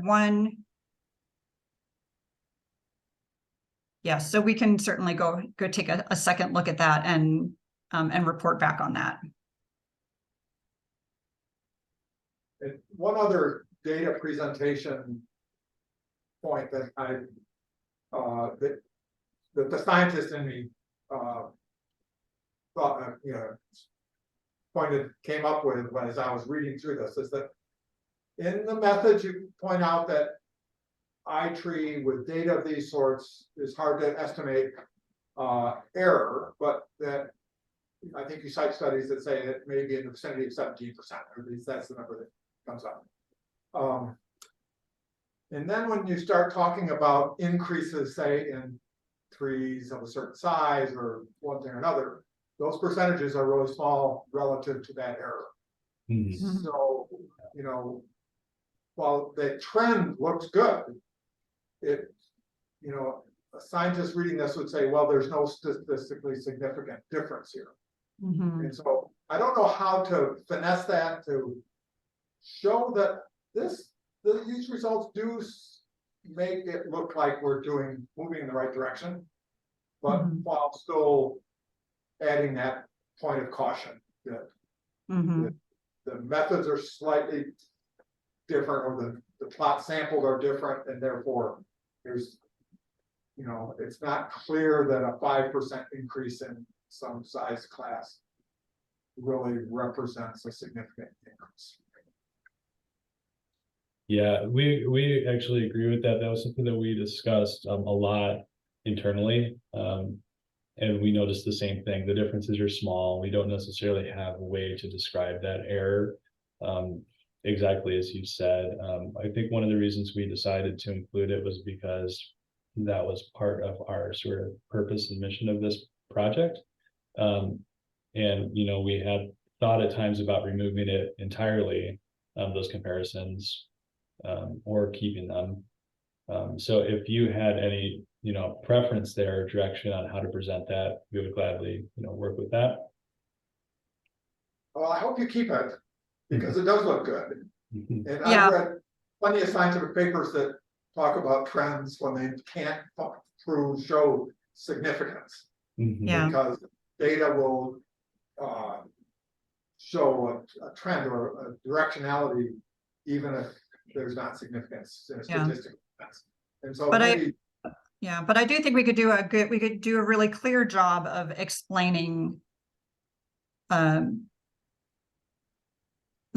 issue here and provide some caution in how we are interpreting that information. You'll notice that we don't have error bars on these charts for that reason. And iTree does provide a standard error for some of the variables that are collected within the plot level data collection, but not for all. And so that definitely was and can be, I think, a point of frustration, for the scientists and us who are looking for that, for more certainty and more rigor, from the model. I was actually positively impressed that you didn't say a whole lot about 298,000 or sorry, 297,000 being more than 248,000 from the last one. I mean, Yeah. I did a really quick calculation to standard error, and it's pretty likely it's more, but it's not more at the 95% confidence level. So I was sort of looking for that. Say, yeah, I like that. Yeah. Yeah, well, you know, the standard error was plus or minus about 39,000 trees. Yeah. Yeah, And the same 39,000 thing on the trees. previous estimate of 248,000. Yeah. My calculation was that the standard error of the difference is about 50,000 plus or minus 56,000 in my rough calculation, so. It's probably an increase. Trending. It's certainly trending, yes. Yeah. Okay, thank Okay. you. Okay, yeah, thank you for that feedback. Those are good questions. So continuing on urban forest cover and leaf area. So leaf area density, not surprising, was greatest in the large residential stratum. That's where we have more trees. You know, the leaf area in that large residential stratum was 3 times greater than the small residential stratum and 7 times greater than in the town center. And there were a handful of species that contributed most to this, of course, Douglas fir, western red cedar, big leaf maple. And, you know, this chart gives us an overview of the percent of the population of each species and the leaf area. And then there's this importance value, which tells you, I guess it's ecological importance in the landscape in terms of its ecosystem service benefits. Yeah, So, and I got on that. The importance value is sort of just an index that combines the population and leaf area into kind of a single metric too. It is really just the sum of the two. If you look at those, you'll see that it's population percent plus leaf area, and that's the index that iTree decided to use to determine importance. And I wanted to say that I really appreciate having this discussion in here on leaf area. It was a whole new concept for me.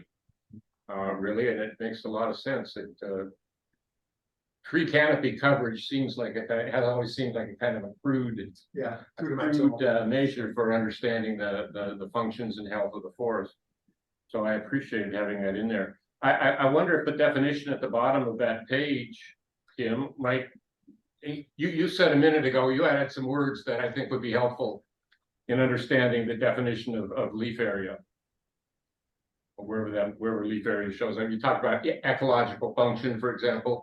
I think you mentioned, rather than just say the multiple sides of multiple layers of things, rather than, I don't know. So I'm just thinking. Yeah, we give a very, I would say, textbook definition there that doesn't give a lot of context. And so that's a good feedback.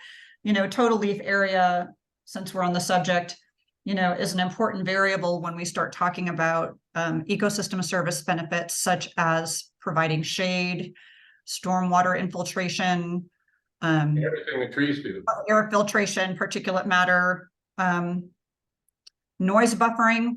You know, it really is an important variable for all of the ecosystem service benefits, or for many that they provide. And so that's something that we can definitely improve upon on that definition. Okay. So continuing on, there's a little bit more about leaf area density in here and ground cover composition. You know, and so one of the things that we do during plot level data collection is look at the percentage of things like bare soil, concrete, rock, herbs, grass, unmaintained grass, water. And so that is what this describes, you know. And no surprises here, you know, 82% of town center was impervious surfaces. You know, with small residential areas having 51% and large residential areas having 25% of impervious surfaces.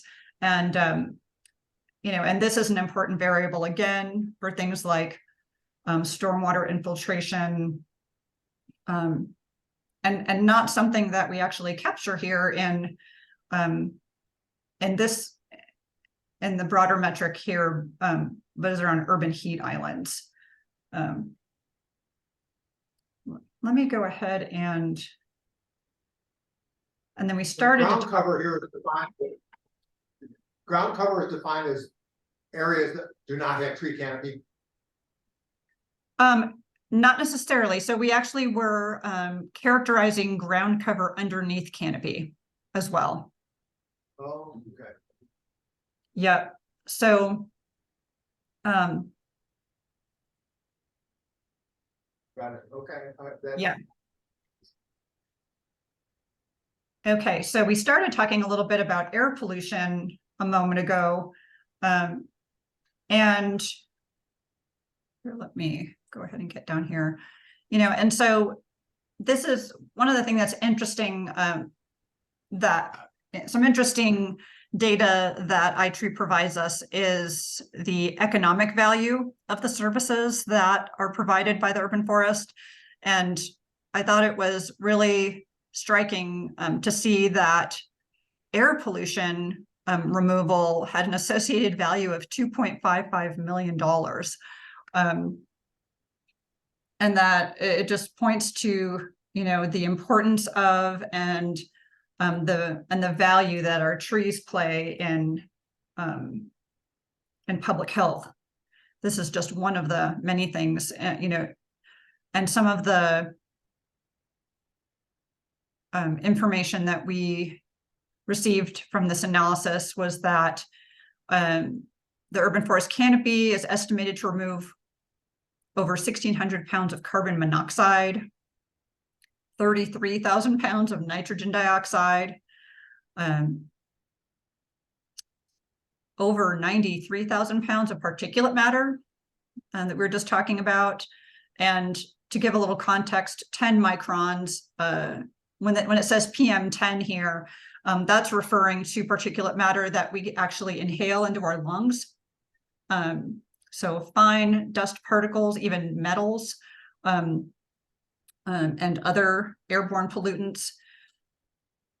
So the other thing of note here is that it does vary temporally, that depending on the pollutant, we see shifts, between the summer months and the fall and winter months. And the specific pollutants that are removed really correlates directly to when we have leaf on for deciduous trees, that we see a shift there between evergreen and deciduous trees. Okay. Okay, before you go on, I finally found the number I was looking for. Real quick, Okay. I had 2 pages ago. Could you go back 1 page? Maybe 2 pages. So page 9. Nope, it'll be page 8. Okay, here. Dick and I both noticed this. The number for red alder is really low for numbers. Yeah. The previous report had, if you've got 2.2%, the previous report had 12.8% of the population. Also, with the leaf area, 5.8% though.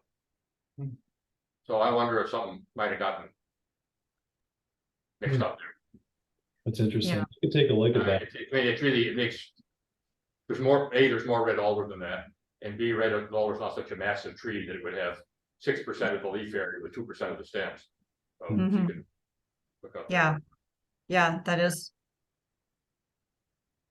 I'm sorry, getting back to that, but I was trying to find the old number. It's Yeah. find that in the city website. Yeah, that's a good point. Yeah, good for you. Yeah, I question about the air pollution chart. What's going on in September with the PM10? See, you mentioned that it varies by month, but that seems especially variable. Yeah, that is a very good question. There's a huge, we will have to take a look at that. What leaves are, well, most leaves are coming out in the spring, but is there a Yeah. spike in leaves that happen over the summer, especially towards the end of the summer? September and October both have high numbers, although October not as high. Yeah, Yeah, I noticed that too. Air pollution is not my area of expertise, so I think that's something we need to look into to answer. I was wondering if there's something about the availability of those particles at that time of year versus what the trees are actually doing to remove it. What is forest fire smoke? What Yeah. particle size is that? yeah, that was actually the first thing that Same. came to mind for me. However, I would have expected to see more of a spike like in July, July through September versus August through, versus the middle of September, but And this is not actually anything you measured. This is just derivative of the forest. this is, yeah, so this is actually, so the outputs that you're seeing regarding air pollution and all of the ecosystem service benefits is all derived from the models provided by the iTree program. So we didn't actually, so we plugged in the data that was provided, that we collected, and these were the results. So, but we can certainly circle back and try to better understand this result and provide some explanation for it.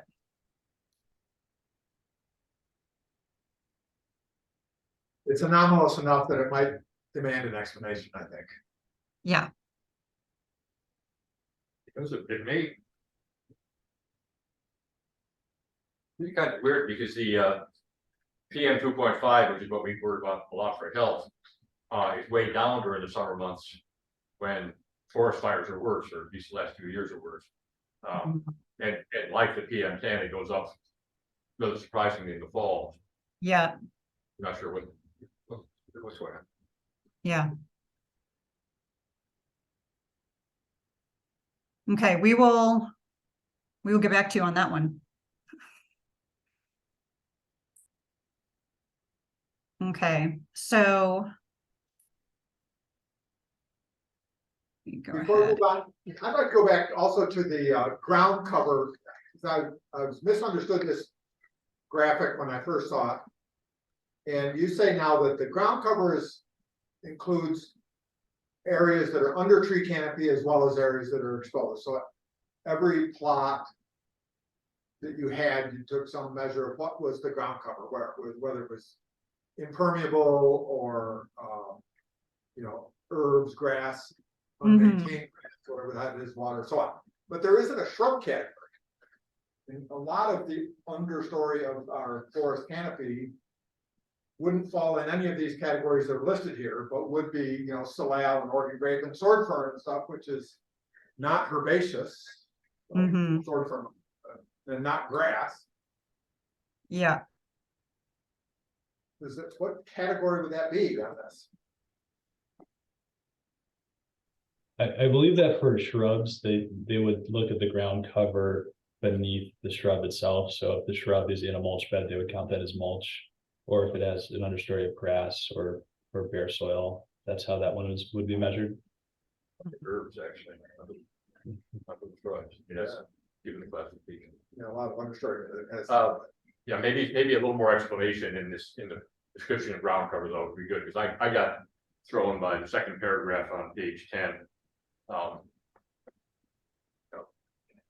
had to reread it 2 or 3 times, and I was gonna make a note to suggest that you clarify that a little. Okay. Okay.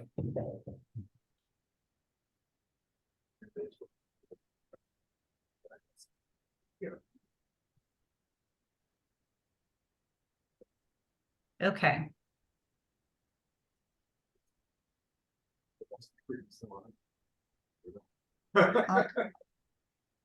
So let's go ahead and move on to carbon sequestration and storage. And again, this is data output that comes directly from the iTree model, based on the plot data that we provided. And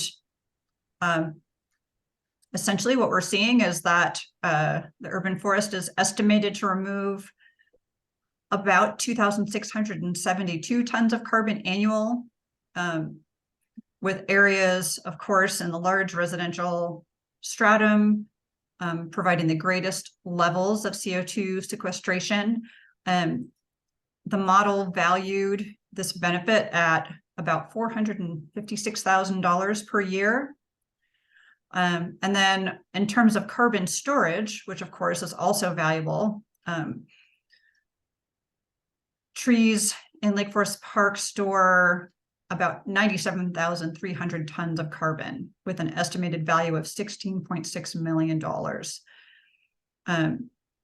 And you know, the species that are providing the greatest benefit for this is, you know, Doug fir, big leaf maple, western red cedar, and black cottonwood. Can you say a quick word about what gives carbon its value? In those two cases, sequestration and storage? I'm sorry, say that again one more time. Well, I just wondered, how do you put a value on the carbon that's in the tree? Is it industrial uses that the tree could be used for in the future? Is it related to hazard of climate change and climate avoidance or resiliency? Did that come out of the iTree model, or were there any other sources you brought to bear on that? Yeah, no, that definitely comes directly from the iTree model, and we can certainly outline for you what's behind, you know, that calculation. Would you like us to include, and we can include that in this section with greater explanation? I would find it helpful, but you know, I don't want to create you know, a week's worth of work for somebody. Yeah, no, it wouldn't be a week, yeah. Without becoming too wordy, I guess. Yeah, it shouldn't be too hard to get some basics on that. I'm pretty sure it's climate change related in terms of like the cost of sequestering carbon through either alternative methods or the damage being done through climate change. But we could certainly verify that that is in fact what the model is using, and write a sentence or two about it. I think that information is in like appendix 2 somewhere. I saw it. Oh, yeah. I saw it as I was reading by. Oh, okay. I think it said $171 a ton. And it may even have said a half a sentence about what that was derived from. Somewhere. Anyway, but I think it may be in one of the appendixes. I'm not sure that isn't a pretty good place for it. Yeah, absolutely. Yeah, if it's covered in the appendix, it may just be a matter of pointing that out in see appendix 2. Yeah, it is covered, and the references are all included in the appendix as well. The additional, so we have our own references because we did some additional work within the context of our report to personalize this more to Lake Forest Park and the Puget Sound region that iTree does not do. But we did want to make sure that we gave you the full suite of references that are that the model and the software is built on. So that's in the appendix. So yeah, so we can make reference to that. Actually, all it says in the appendix is it's calculated based on $171 per ton. So Right, so that just steps back in the question, Steph, and says, how do you get to $171 a ton? yeah, you can see, add a note to that in the appendix 2. One. Yeah, that's probably the way to clarify it. Well, because all those things have the same situation, the air pollution number, Yeah. all the other numbers. Mhm. I think the more the runoff is a little more explanation. I'm Thank you. not, go ahead. No, I'm not surprised to see Douglas fir, big leaf maple, and western red cedar as the three big ones there. But then Yeah. black cottonwood comes up. Black Yeah. cottonwood is listed in that pie chart earlier as even one of the trees that had a significant presence. And in the leaf area chart, there's something called black poplar. okay. Is that the same as black cottonwood? I mean, they're in the genus Populus, but I think there's some inconsistency either in how the term names are used or something. I can't see why black cottonwood would show up as such a high carbon sequestration when it doesn't even mention in Yeah. presence previously. Yeah, and I'll have to go back and double check that. Yeah, and that is the same tree, but still a small percent just 1% there is a fairly large portion, and they do tend to be massive trees, but we'll look into why that is. That's what the model output gave us. It is interesting. Okay, Sam, do you want to go ahead and take over on stormwater here? Yeah, sure, let's do it. Okay. So yeah, so for stormwater runoff, trees attenuate rainwater that would otherwise be washed away as stormwater through evapotranspiration, or just infiltration of the soils that urban forests support. It's estimated that 50.4 million gallons of water are reduced from Lake Forest Park's urban forests, and that has an estimated value of 450,000. As is familiar in the other sections, here are some graphics that show it broken up by strata, with really the vast majority of this benefit being provided in the large residential area.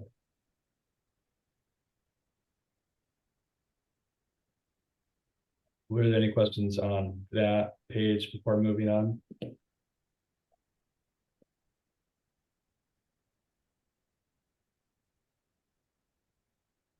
Make one aside to our council member. We're seeing a lot of value for trees. And the town center is providing virtually none of it. Mm-hmm.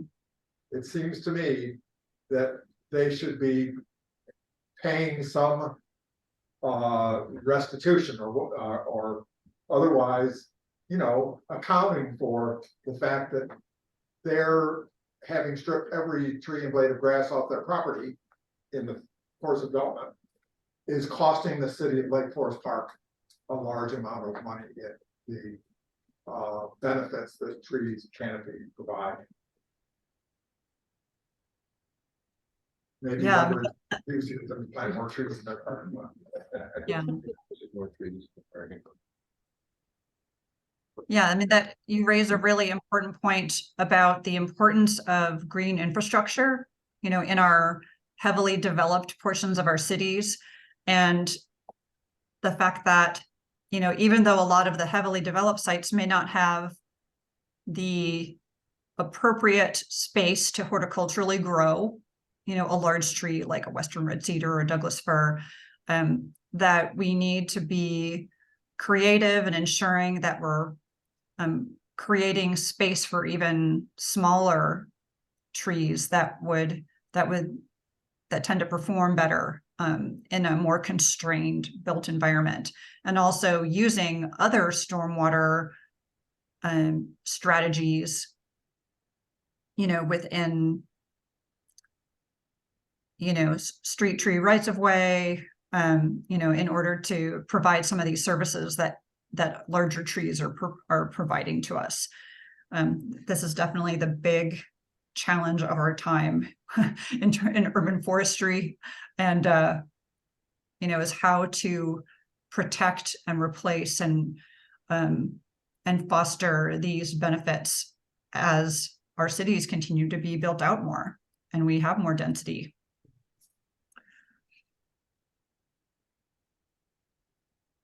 Okay, go ahead, Sam. That was my little soapbox for a minute. Sure. Yeah, no, that's great.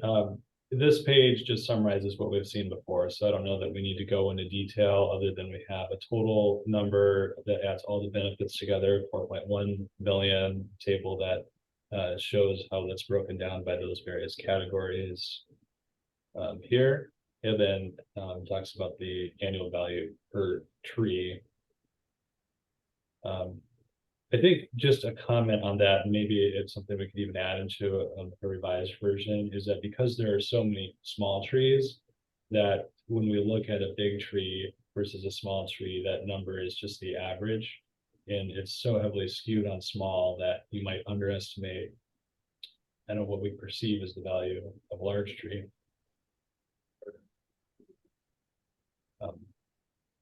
What does that mean? Possibly omitting that column, or? Yeah, it's not, I don't believe that iTree provides that type of specific data. It could just be a comment maybe that's added that this is an average, and larger trees have significantly higher values and small trees less. Maybe there could be a note under that table that just says, something that the average, the benefit from trees ranges from 50 cents for a small tree to $1,000. $25,000 for a large tree or something, but the average would be. Yeah, that's a good idea. I'll look into that. Considerably more than. But it is, yeah, Yeah. it's just- Like, you could go in actually that first paragraph on that page where it says, on an individual basis, the amounts of $13.79 per tree. However, the average is thrown off by small trees, and a large tree can be worth up to $800 or $7,000 or whatever number you come up with. That'd be a good spot. There's a tree replacement calculation That's process. a separate process, but yeah. That could yield a value for a large tree. Oh, yeah.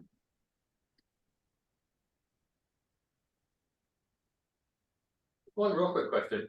Are these pictures all from Lake Forest Park? Actually, very few of them are. I took most of these myself working on a project in Redmond. We didn't happen to take a lot of photos during the field work that were usable in the report. But one thing that would be great is if we had Lake Forest Park specific photos. At one point, I think we reached out to Phil for some of those, and would love to include them to make it a little bit more personal if that's available to the city. Sure.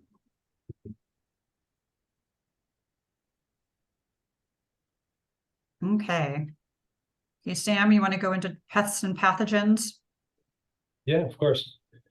So one of the things that the iTree model does is assess the urban forest against the various pests and pathogens, which it has in its system and are common to, I suppose, the country.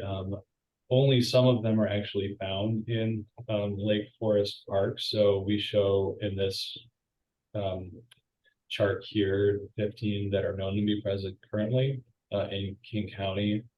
In this displays the percent of trees in the urban forest which are susceptible to those diseases. So we can see that the diseases which have the potential to affect the most trees are armillaria, root disease, Douglas fir, beetle, fern graver, heterobasidian root disease, and western spruce budworm.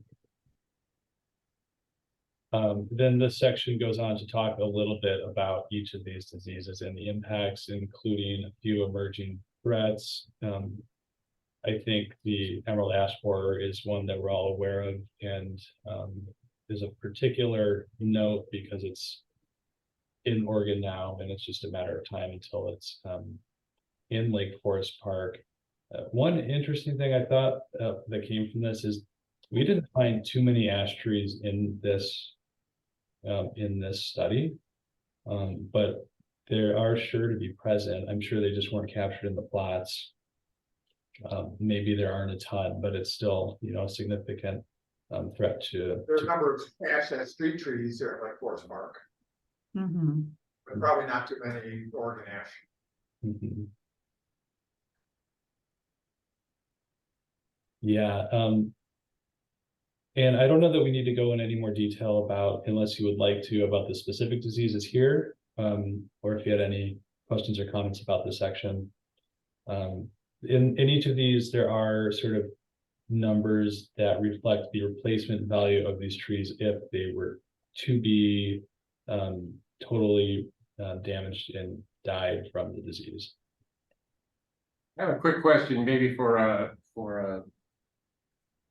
tree board members here. The bronze birch borer, is that what's responsible for the die-off of birch trees that we see, where the leaders are dying and the ends and branches are dying, or is it some other pathogen? I don't know. I don't either. Our arborist would know. When we have an arborist, you can ask her. Okay. But you're certainly seeing that's very, very common among birches now. Mm-hmm. Yeah, the European birches that they plant don't live very long period. I mean, they don't live, They were planted a lot and they're not a very long life tree. So some of maybe that's some of maybe bronze birch for, but it was never a terribly wise tree to plant. Those are, even though they're pretty, they're pretty popular. Okay, thank you. Okay, you're welcome. Okay, and last but not least, the canopy height model results. Sam?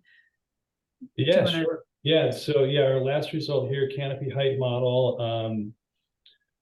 In this chart near the bottom is a histogram of height distributions of trees in Lake Forest Park, which shows the 2016 LiDAR data in the light green and 2021 in the darker green.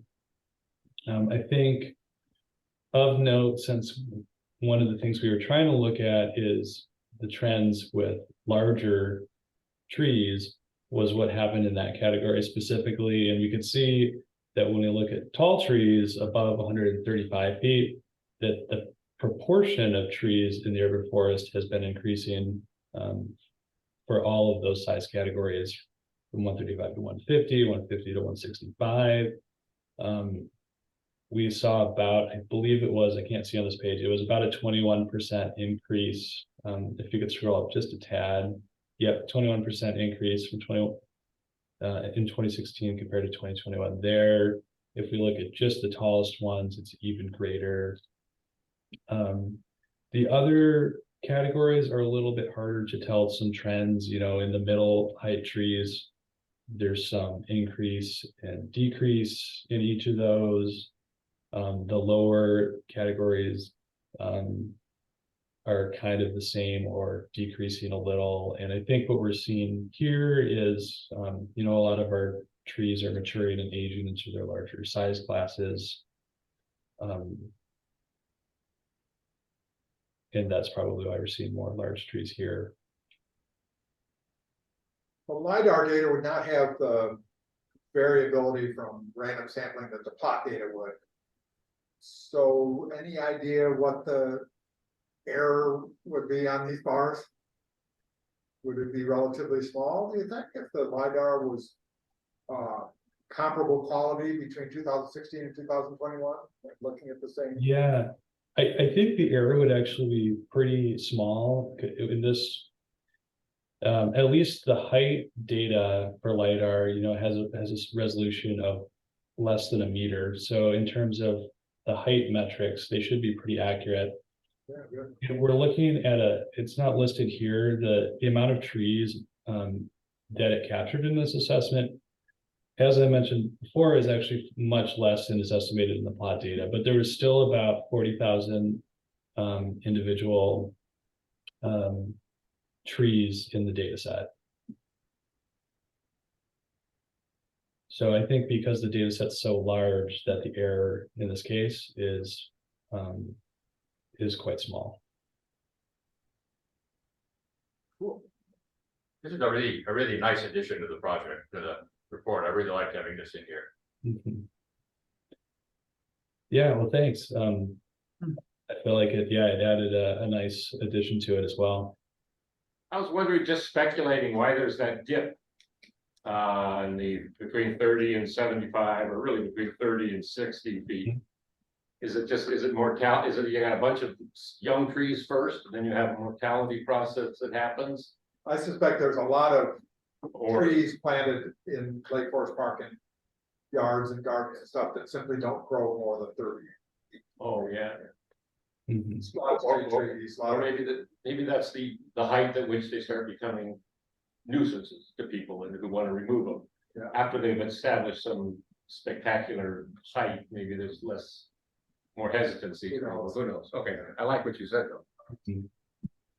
Yeah, there's certainly a lot of trees in that height that definitely don't grow any bigger than that. There's a lot of ones that are even just large shrubs that are counted in this, like vine maple made it on the list of tree trees. So that's something to keep in mind. One of the other ones that was incredibly common was English laurel, which many consider to be a shrub and not necessarily a tree. So that one kind of toes the line.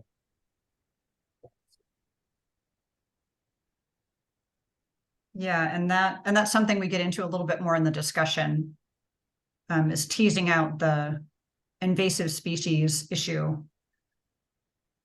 Do we want to go ahead and move on at this Sure. point? Okay. Before you do, I mean, that we're approaching 2 hours. I'm Yeah. not sure that we have a limit, do we? No. Okay, so let's try to work through the rest of this, but the other item that I had added to the agenda, we can postpone to further meeting, but I'd like to work through the rest of this, so let's keep going. Okay, and we can be as succinct as possible as well. Yeah, You we know, seem what- to be the ones having trouble with that. it's all good. I think this has been a really useful conversation, and you've raised some really good clarifying points for us. So this is good work. So in terms of the discussion, I will say that Sam and I's tendency was to then want to develop a management plan, but the intent of this section was really just to introduce topics for consideration, based on, general urban forest management strategies, and the topics that really rose to the top when we were discussing what to highlight. First was climate adaptation and resilience. We state this here that just within the field of urban forest management, this is really a very critical issue because, Western Washington and the state and our whole region is experiencing, an increase in drier summers, higher temperatures in the summer months. We're seeing increases in winter precipitation. That is really having a big impact on tree health. Trees are getting more stressed. They're more susceptible to insect and other pathogen infestations. And so it's really created a challenge for urban forest managers. And, so it's something to continue to be thinking about as we move forward in urban forest management, particularly as we also are trying to address the challenges around sustainable urban development and the need to establish trees in the built environment. When we talk about, and this is not something that we go into in great detail here, but we do mention the importance of, tree species diversity and even the diversity of the seed stock from where the trees come from. When we're trying to get trees reestablished, thinking about just the horticultural and arboriculture strategies to support tree health in the built environment, making sure that trees, especially in the built environment, have enough soil volume so they can establish healthy root systems, to grow to maturity. There are a lot of practical things that we can be doing to try to support optimum tree health, in the urban environment. The other topic that rose to the top was regarding this issue of protection of significant and large diameter trees. Going back to our tree size class data, 71% of the city's forests are less than 12 inches DBH, but the percentage of large diameter trees was increasing. Gets back to our issue of comparison. But that this is going to be, again, as Lake Forest Park continues to get more developed, just the importance of ensuring that that tree protections and strategies for as you're doing permit evaluations during construction, that those trees that are retained are protected, especially large diameter trees, to protect their root systems, and that we're also seeing creative solutions to retention, around design issues, when we're talking about development projects. What are some creative solutions for helping us to retain the workhorses of our urban forests, those, large diameter trees that provide so much ecological benefit. I mentioned invasive species management. And, again, this mainly talks about invasive trees because that was the focus of this study. I come from an urban forest restoration background, managing forested open spaces in municipalities in Puget Sound. And, one of the big challenges that we all have is ivy, and Himalayan blackberry and other invasive shrubs that are suppressing natural forest regeneration, and that are actually impacting the health of mature trees as well.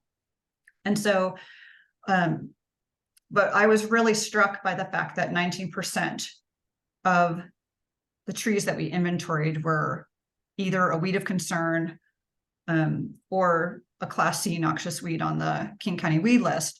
And I think that's because we see a lot of things like English laurel and holly on, they're horticultural varieties that people are planting ornamentally. The concern, as you all know, is that things like laurel and holly can actually, move into our natural areas and our open spaces and can outcompete,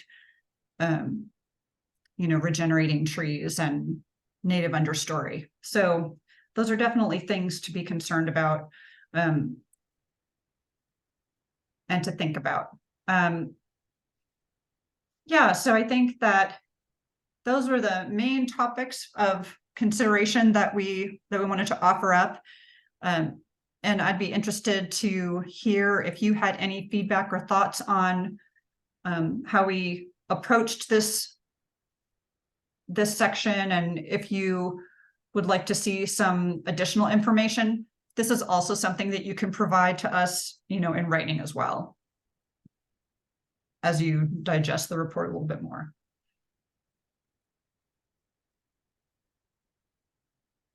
Well, I appreciate your call for having a proscribed tree list. That's something that I've been working on, so we'll try to include something like that.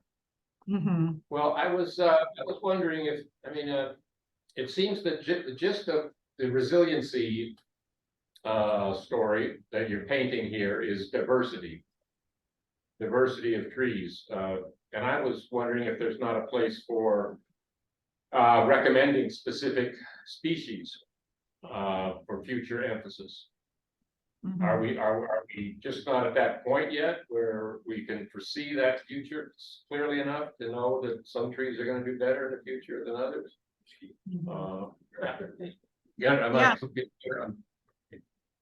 If it's possible at this point to recommend specific species that will be in themselves more resilient rather than count on diversified forests. Mm-hmm. Yeah, we can certainly mention, some trends that we're seeing and recommendations. There are a couple of different directions that we're seeing around assisted migration. That is a whole other topic that we could get into, where there are land managers and forest ecologists in the region, and actually a lot of work being done out of the Cedar River Watershed, to introduce tree stock from the Willamette Valley and from other ecoregions that are slightly drier than us, just a little bit further south. They're starting to introduce tree stock from those other areas in an effort to increase the genetic diversity within those forests. Within more urban forests, there are definitely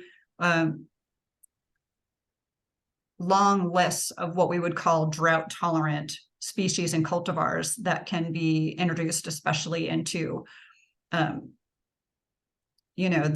built environment and more developed properties, that once they're established, they tend to perform better, under drought conditions and under urban stress. We have developed lists for other types of projects where cities will actually, as part of our work for them, will hire us to actually develop, an extensive list for them, based on where the trees can be planted, what are the characteristics, what amount of soil volume or growing space do they need, that kind of thing. I think that for purposes of this report, we could probably provide some, kind of general high level, suggestions. But I do think that it would be worthwhile to think about maybe doing a little bit of more of a deeper dive, to develop, a more extensive list. But we may not be able to do that in the context of this project. Right. Yeah, I would find it helpful if it was even just, like you say, a high level statement that some municipalities and some agencies are looking to introduce or emphasize tree species that have proved to be more resilient in drier climates. And for example, species 1, species 2. Yeah. More than that. Yeah, we can definitely add something like that. Do you know if there is if anyone has ever published a list like that for, say, Puget Sound? That you could reference in your cite your references, just to have a reference to it in the text and then include it in the reference.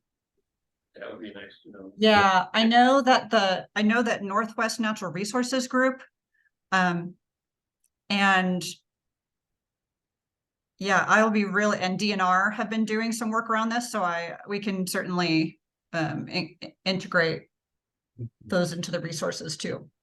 Yeah, I recall sitting in on a webinar for some research in the last year or so, where a research group was modeling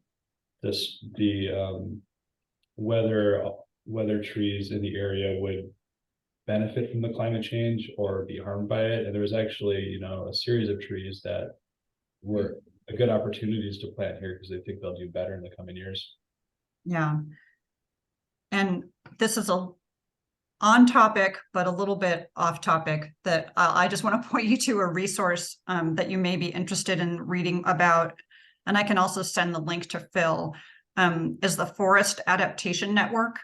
That is a kind of a newish working group in the last 4 years. I used to attend their working group meetings when I worked for the city of Mercer Island, and it's primarily land managers and urban forest managers who are talking about this issue of forest adaptation and resilience around climate change. And so just a resource for all of you, if you're not familiar with that group, might be something that you might want to tap into or have your urban forester tap into. And it's sponsored by the Northwest Natural, by NNRG, Northwest Natural Resources Group. Oh, the Forest Adaptation Network. Yep, FAN. They've got a listserv, and it's moderated by an NNRG staff member and then the plant ecologist from City of Seattle, Michael Yadrick. So just a really interesting and well-informed group that's starting to do some good on the ground work and trials and share information. So I think that concludes our review of the report. Again, please feel free to provide us with written comment, even if it's, you've shared some things with us tonight verbally. We would love to have your feedback in writing, and then Sam and I will work with Phil on a timeline for when we need to have everything buttoned up to provide to City Council. Phil, do you have any thoughts or follow-up on what our best next steps would be and what our due dates are looking like? Yeah, just based on the level of discussion tonight, the amount of information and possible comments, December 14th is probably too tight. And so let's wait and see what comments we get back, how we put this together. It sounds like you've got some resources to look into. So let's target January, but let's get our comments quicker. We've covered much of what I was concerned about, and it sounds like Kim and Sam have been taking notes and keeping track. Yeah. I had one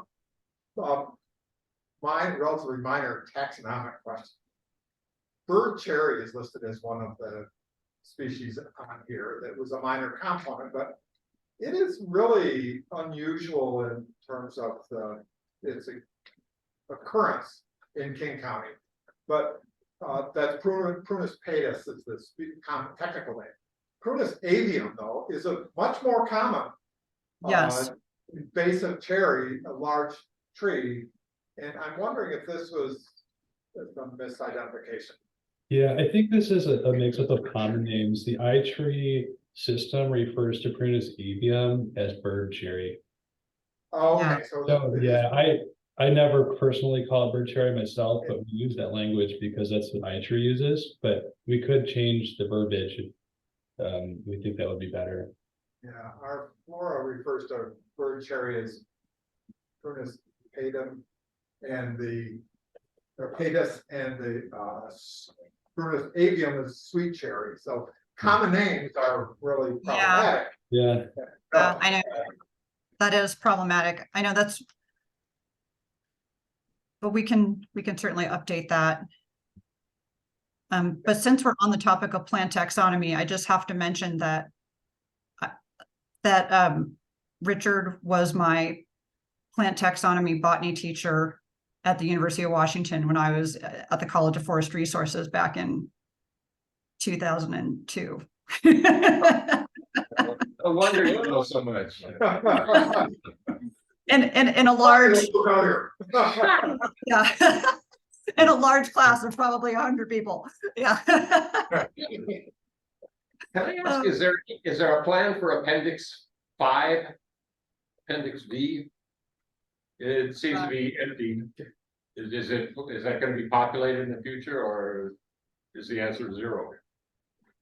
Okay, so Appendix V, that is all that was provided. Yes, that I debated even wanting to include that here. This was an output from iTree and really left us wanting. I will say that our yeah, we'll have to circle back on that and figure that out. It says in there at some points. Oh, actually, this is an inventory. Yeah. So I think that part of it is that iTree is limited when it comes to invasive species because they really just base it on so this specifically relates to whether it shows up on the state's invasive species list. So the species that were included in the survey are on King County's list, but not the state. And so that's why we provided additional information in that section, in the discussion, because it's largely excluded from the iTree assessment. And they also base information on the Oregon Invasive Species Council. So there are some improvements that, could be made in terms of the specificity there. So we can, if you would prefer, we can put a caveat on that part of the index, the appendix, to speak to that. Just get rid of it. Yeah. Or we could just get rid of it. We just didn't want someone to be like, you missed, where's Appendix 5? If we don't keep it in there, then someone reading the report might say, well, how come we don't have Appendix 5 in here and at all, and notice that number is missing. we could change it from 6 to Just the last 5. Just nobody's gonna notice it's missing. On some table, like table 1, which is that list of species with leaf area, you could put an asterisk or a superscript 1 or something and have a footnote for those species that are considered invasive. So like the cherry laurel and bush holly and so on. You could highlight here that some of these species that are relatively high impact in our flora are considered invasive. Okay. That's a good suggestion. Yeah, you're gonna clean up the black cottonwood and black poplar, which are We're gonna- probably- Yeah, we can figure that. We're going to look at that. I have one question about access to raw data. Well, actually, Okay. one thing you haven't talked about at all is the remeasured plots. And I presume you made a sort of decision at some point not to try to compare the plots to what they were 10 years ago. I'm sorry, say that again. What about So remeasured plots? you remeasured a number of plots. We did. There was a percentage that we were able to revisit. But then we had some landowners that did not want to participate in the study this time. And so we were required to actually do another round of random Right. plot generation. But because this is, they're randomly generated plots, you know, that are then extrapolated across the city. You know, we weren't actually doing a plot to plot comparison. Like we weren't going back to plot 10 and looking at the change on that plot over time. You know, it was looking for more, it was looking more at trends across all of the plots that were then extrapolated across the whole city. So we don't actually have, we didn't do a plot to plot comparison. But Does that- I would like to. So what I'm going to ask is that when we make the raw data available to us, if you make it possible to trace which plots are the same plots. Mhm. Yeah, for a I mean, subset. I can Subset. I can say, Yeah. on the average, the number of trees in a plot. And there's going to be some places, of course, when the plot was just a little bit off, it's not going to be exactly the same trees, but. So I won't look at individual plots very much, but across the, 40 or so that you're able to actually reproduce. It might be kind of interesting to see how much the trees on those plots have actually grown. Mhm. Anyway. It Yeah, was it like that, one, that's, I don't Well, be so included. another raw data question that I have is, we'd like to have access to the data on DBH by species. And part of the reason is that one of the bits of unfinished business we've had is to try to come up with recommendations for what minimum DBH we want to recommend for maximum protection in the tree code.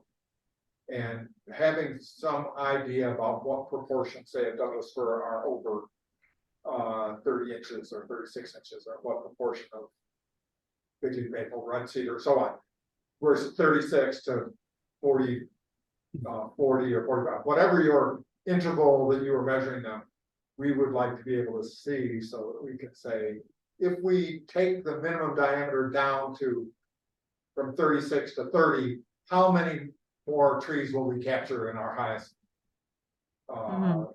priority protection category? Yeah, we could certainly do that. We can And actually, just I to can actually. clarify- do that. Sorry, go ahead. All right, go ahead. Yeah. Oh, I was just gonna say that, the plots are all labeled the same way as the previous plots when the data comes, so I don't think we'll have any issues with comparing those.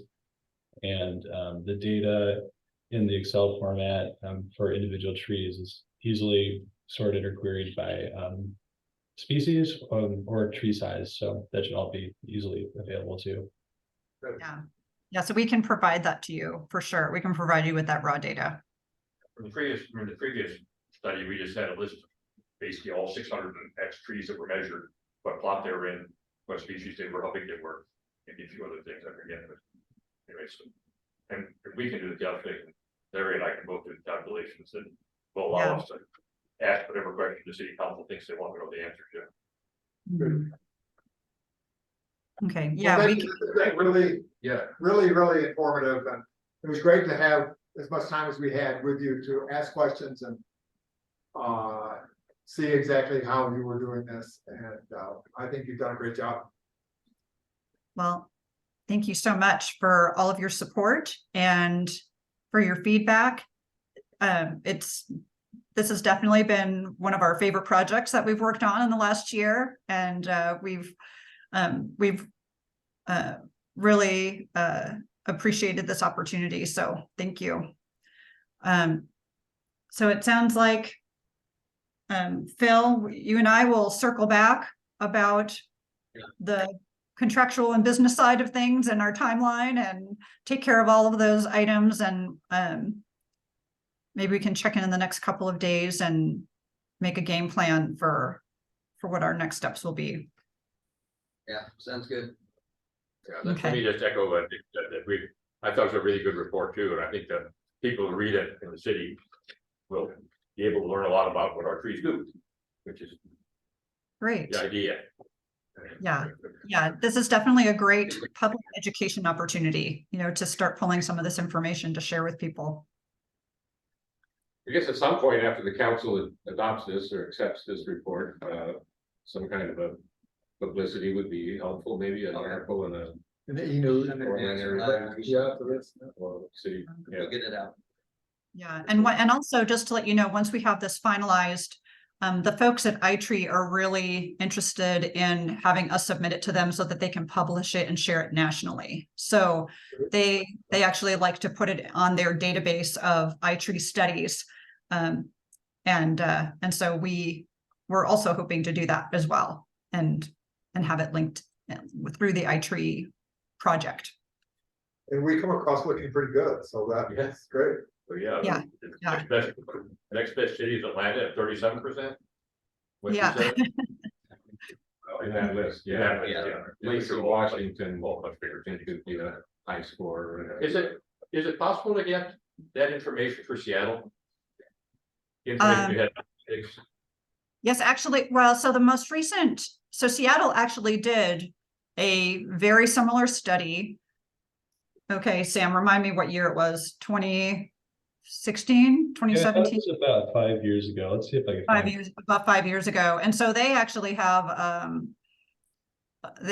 a similar study that was published as well.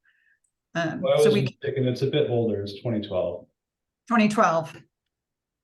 So yeah, so I don't know if they've redone the study since their 2012 study. I don't think so. I think they've been focusing more on other urban forest metrics to study in terms of canopy cover. But yeah, we can go ahead and share that link with you. Yeah, I'm just thinking, if you have that appendix, I'm sure most people are gonna look to see many people will look to see where do we rank in regards to. Well, and what's interesting, Okay. and I know that we need to wrap up. I think the one last thing I'll just mention is that, iTree, when it gives you the data and their report, they do compare you to a suite of other cities that have had iTree studies. But I feel like there are no really good ones that compare to other Pacific Northwest cities of the same size and makeup as Lake Forest Park. Where they even have communities in completely different ecoregions that don't support, a largely coniferous tree canopy, like Casper, Wyoming, and other, high plains, desert, mountainous areas, that are primarily shrub steppe. So it's very interesting. When you look at the city comparisons, you kind of have to tease out, are these actually good comparisons? Oh, I see a hand raised. Well, on that, I was reading through the 2020 Morgenroth paper, so it seems like the cities that are being compared are the ones that shared their data with the U.S. Forest Service. Yeah. So presumably, if we share with the U.S. Forest Service, we'll be on future tables. Mhm. Yeah. When we were contracting for this job, you and other people submitted some sample studies, and there's quite a few studies that have been done in the Puget Sound area. So I can't recall what they all were, but I recall that this is probably an iTree study, and the methodology is pretty difficult. It's too bad those things aren't more readily available for comparison. We still stand out, I'm sure. Well, if you get all the satellite pictures, I think Forest Park is greener than anybody else. All right, well, I want to thank you again and let you guys go. Okay, sounds good. Getting back to the end of the agenda, we have a November Arborist report that's appended to the materials that Matt sent around. I don't think we need to go over it tonight. And for the agenda for next meeting, if anybody has any agenda items, send them to me or to Matt. Technically, you're supposed to have a meeting next week. Oh. Let's not say we did. So we need to either make a decision to not do that tonight. Do we have a motion to, well, I don't want to. Any ideas, board members, about whether we want to meet next week or not? At the sixth, it'll be Wednesday, it'll be next Wednesday. Well, I got some things to follow up on from this meeting, that I don't know, so that don't require meeting. I'd like to talk to Marty maybe about attending, that session she was discussing with Corey. Just to kind of wrap up loose ends related to planning for the Ivy outcome. But, and then I've got some stuff, a couple of comments that I had that didn't come up tonight that I want to share with you. This other business, people feels urgent. The next major agenda item I want to bring up is the work plan for 2024, which we could start on in January. I think would be fine. It may also be worth if there's 2 or 3 new people potentially coming on, to wait until after December 14th at the very least for the next meeting, so they can be part of it. Are the people in the pipeline?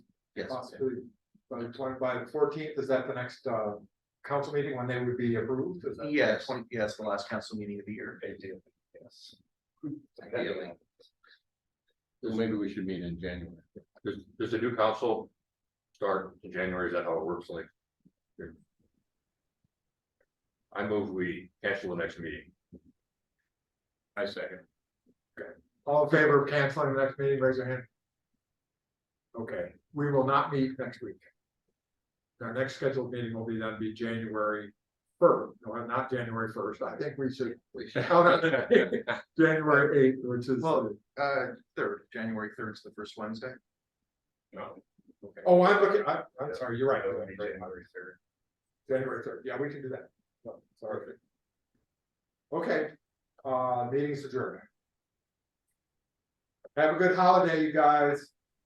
You too. Thank you. It's great to meet everyone. Thanks again, Tim. Good night, thank you.